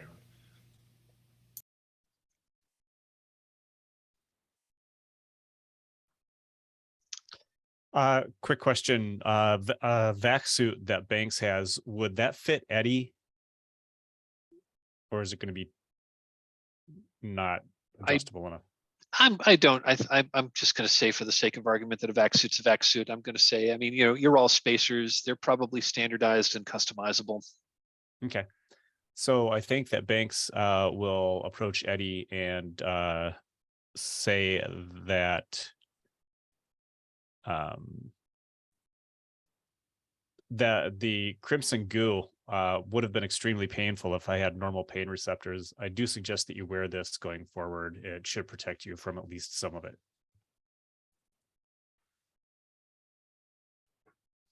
Oh, I think that's very kind of you, Banks. So yeah, so is that going to provide? I mean, narratively, it feels like it would provide more protection, but it actually has less armor points than the armor that he's wearing. But again, I do feel like, like when I see light armor, I think in terms of the Aliens movie, right? Like that kind of, body armor that they wear. But yeah, it's more like I think you have light armor that's more or less like that's like a bulletproof vest. That's like a bulletproof vest, a helmet, and maybe like arm and shin guard, like arm and leg guards, but it's not like the full battle dress. very aggressive football pads. Yeah, pretty much. I mean, it's more like it's more like a cop's riot gear, less the shield than it is like a Space Marines like powered armor suit. I mean, the power armor suit is in the game. It's just you haven't encountered anybody wearing one yet. No, I think he'd be all for it. So All for using the vac suit. You can't really use the armor and the vac suit. It's going to be one or the other. Well, then maybe Riggs can take the armor then.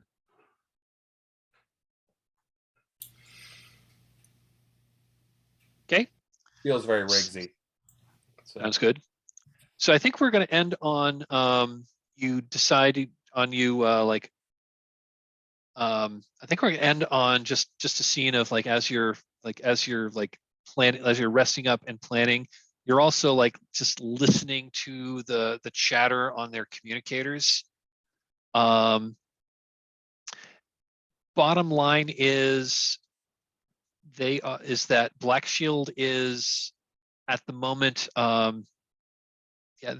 they're gearing up defensively because they have also encountered more of these ghouling creatures, like the one you fought, and they say that there seem to be more and more of them, and you know, they're still trying to secure the package so that they can deliver it to the customer.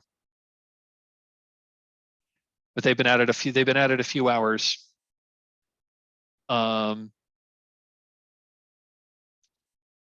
You also get from the chatter that it sounds like they have a serious defensive perimeter set up around the docking bay, because, you know, that's their means of escape.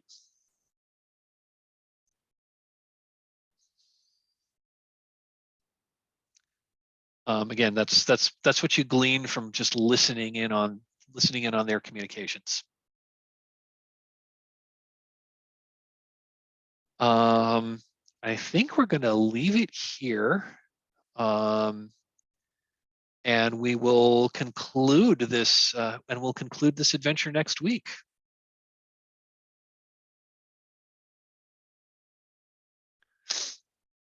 Okay, thanks, folks. This was Blast. If you'd let, I'll ask you to. So I'm going to stop the recording in just a moment, and I'll ask if you would maybe stick around for a little debrief. And I'm going to end the recording here. Anyone who is watching, thank you for watching, and hope you come back for our exciting and dramatic conclusion, whatever that might be.